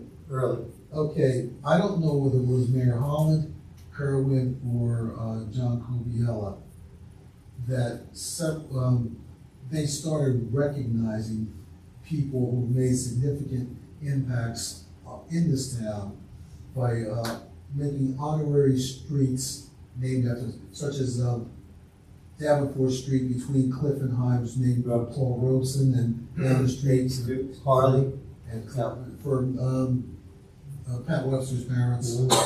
I would like to see that reinstated, and I'd like to throw out 2 names and streets that I think people more really deserve recognition. The first would be from Reamer to Cliff Street on North Bridge Street. And I would suggest the name of former councilman, mayor, and fire chief Leroy Gunzelman Jr. But his son has done so much too, Roy III. But I think we need to start promoting those individuals in this town who have made significant improvements or significant contributions to improve the town overall. You would be one of them. I'm not in the league with the Roy Gunzelman. The second one would be Hamilton Street from Maine to Vets. And I would throw out the name of Willie Akins, Detective Willie Akins, who was the first African-American police officer in Somerville. I think it would be part of your legacy, Mayor. And the other thing is, I'm gonna keep throwing this out. That park between Grove Street and Cliff Street, where we planted the tree for Manny Loveglass. I think we should start recognizing the people who held that gavel right there that you do. You and Mayor Flockhart and all the others, and call it Mayor's Park, because nobody really appreciates everything that you've done. I've held that gavel for a long time, and I know the weight that it carries. And I think we just need to show the appreciation for those people who sat in that center seat. In terms of the roads, we don't need DOT approval. No, you because don't. it's just a brown It's just an designation. underground thing. I know the rec department is, my wife's working on them to recognize some of the parks. Right. For instance, Firehouse Field, that's now has a new sign for Vanderveer. That they researched that, and that was supposed to be done in the 1920s. It just took a while to get that sign. 1920s. It just took a little while to get that sign up. So I think in terms of that, you have time to come to the next history meeting, committee? When is it? It's the 3rd Thursday. I think it's this Thursday. I think we have American Legion. Okay, I'll mention it to members of the committee. I think it's a good idea because, you know, with so many new people coming in, they don't know the history of the town. I mean, they look here, but there's more to the history of the town than these folks. I think if we want to put the history of town down, we really got to do that on Main Street with placards and. Yeah, like they do in other towns. Well, that was the early plan for Vets. Yeah. Mayor Holland was working with, was it Tom Genova? He was working with someone to actually have a monument for each war. It just never got done, and Vets is, come and gone. It is Veterans Plaza, and there should be some recognition of the various wars. Well, I'll mention it. Trying to get a cannon over there. Yeah. The only alliterative I can think of for you is Ardadare Alley, so. Air College Driver Drive. Yeah. All right, we'll start that effort. That's an excellent idea, really. Yeah, and I think that Roy Gunzelman he left a lasting legacy in this town. He was the first mayor that I served under, and he was a very, very hard worker. And he didn't leave us when he left his seat, he took that seat over there. Yes, he did. Yeah. You're not gonna like what I have to say, Your Honor. Well, it happens that Roy did that, and Mr. Corellis, and some other people. There's a vacancy for village curmudgeon, and I think you want to fill out that ad. We talked, when I was here in January, we had talked about illuminated stop sign on 3rd and Center. And I think that young lady right there said it's on the agenda, we're gonna get it. Was there any timeline for that?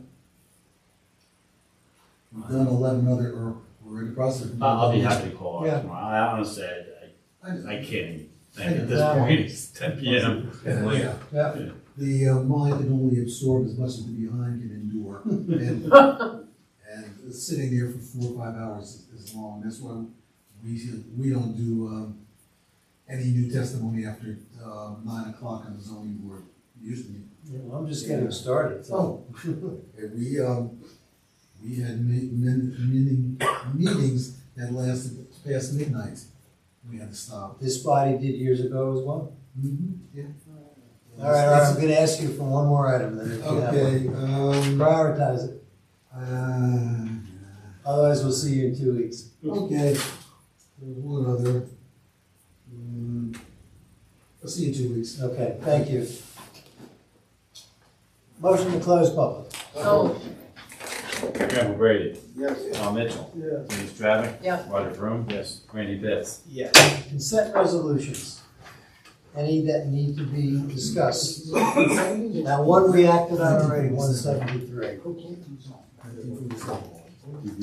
We have a walk-on, Kevin? We had a walk on ordinance. Did we do the? Oh, wait, I'm sorry. I'm sorry. All right. I apologize, Kevin, you mentioned that. That's for introduction? Yeah, that has to be introduced, yeah. All right. Move to introduce.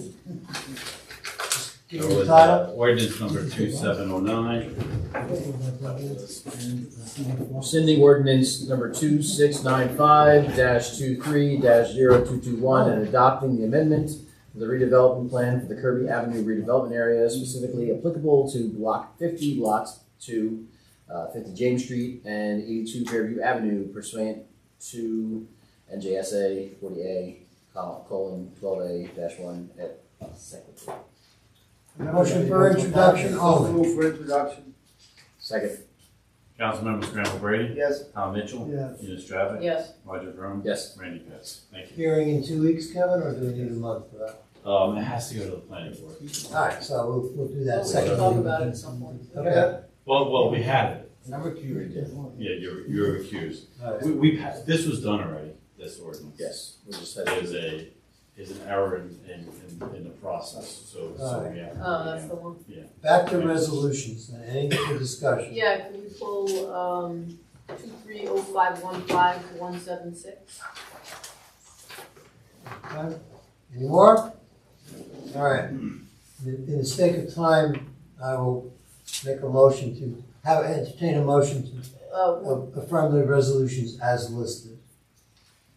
I would agree with that. All right. That's 176. Yes, less one second. Okay, roll call.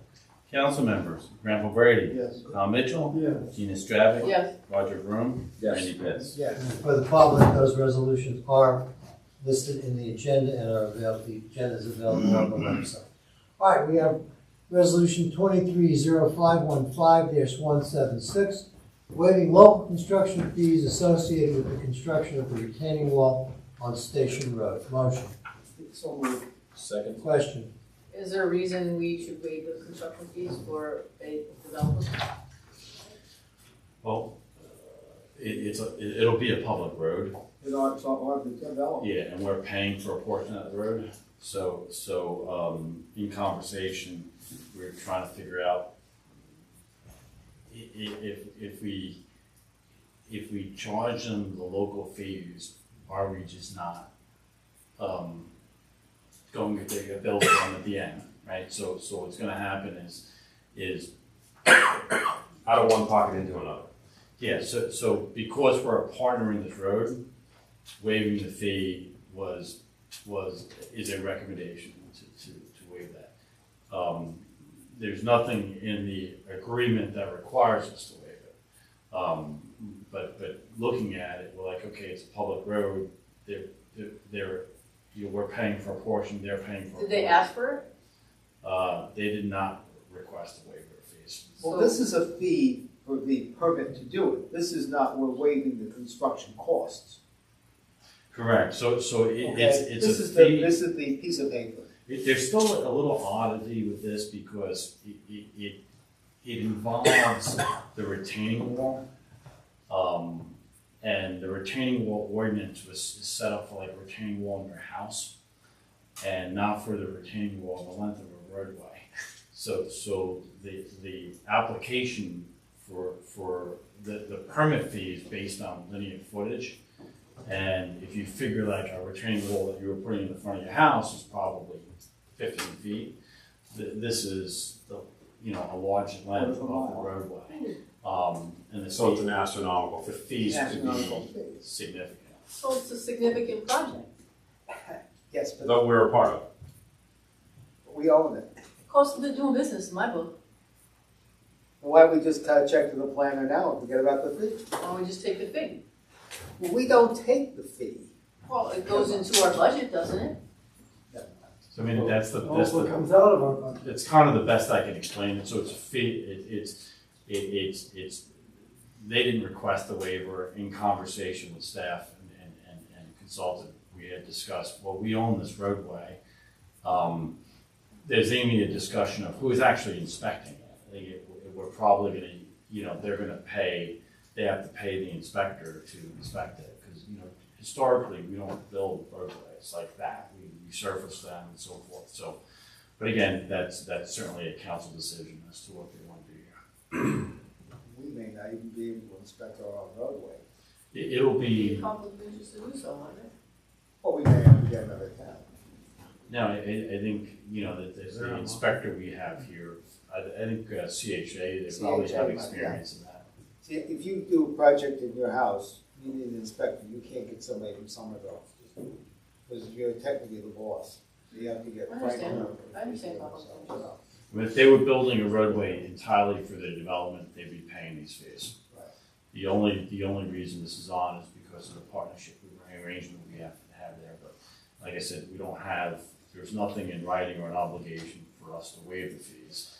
It's just, it's public policy roadway that we're decision. contributing. Yeah, it's a policy It's a decision. recommendation from staff. All right, we have a motion and a second. Roll call. Council members Granville Brady, Yes. Tom Mitchell, Gina Stravic, No. Roger Vroom, Yes. Randy Pitts. Yes. Bills and vouchers. I am tired of paying this amount of money, but I'll just move it anyway. At 10:12 in the evening. I move the payment of bills and vouchers in the amount of $8,293,128.25. Second. Thank you. Council members Granville Brady, Yes. Tom Mitchell, Gina Stravic, Yes. Roger Vroom, Yes. Randy Pitts. Yes. I would like to thank the council for their patience, their forbearance, and their hard work tonight. The mayor's salary equates to $12 a day. Yours probably is about 8 or 9. We all earned our pay tonight. And I thank you for your professionalism and your patience. Mr. Mitchell. I would like to enthusiastically move for adjournment. Second. All those in All in favor? favor? Aye.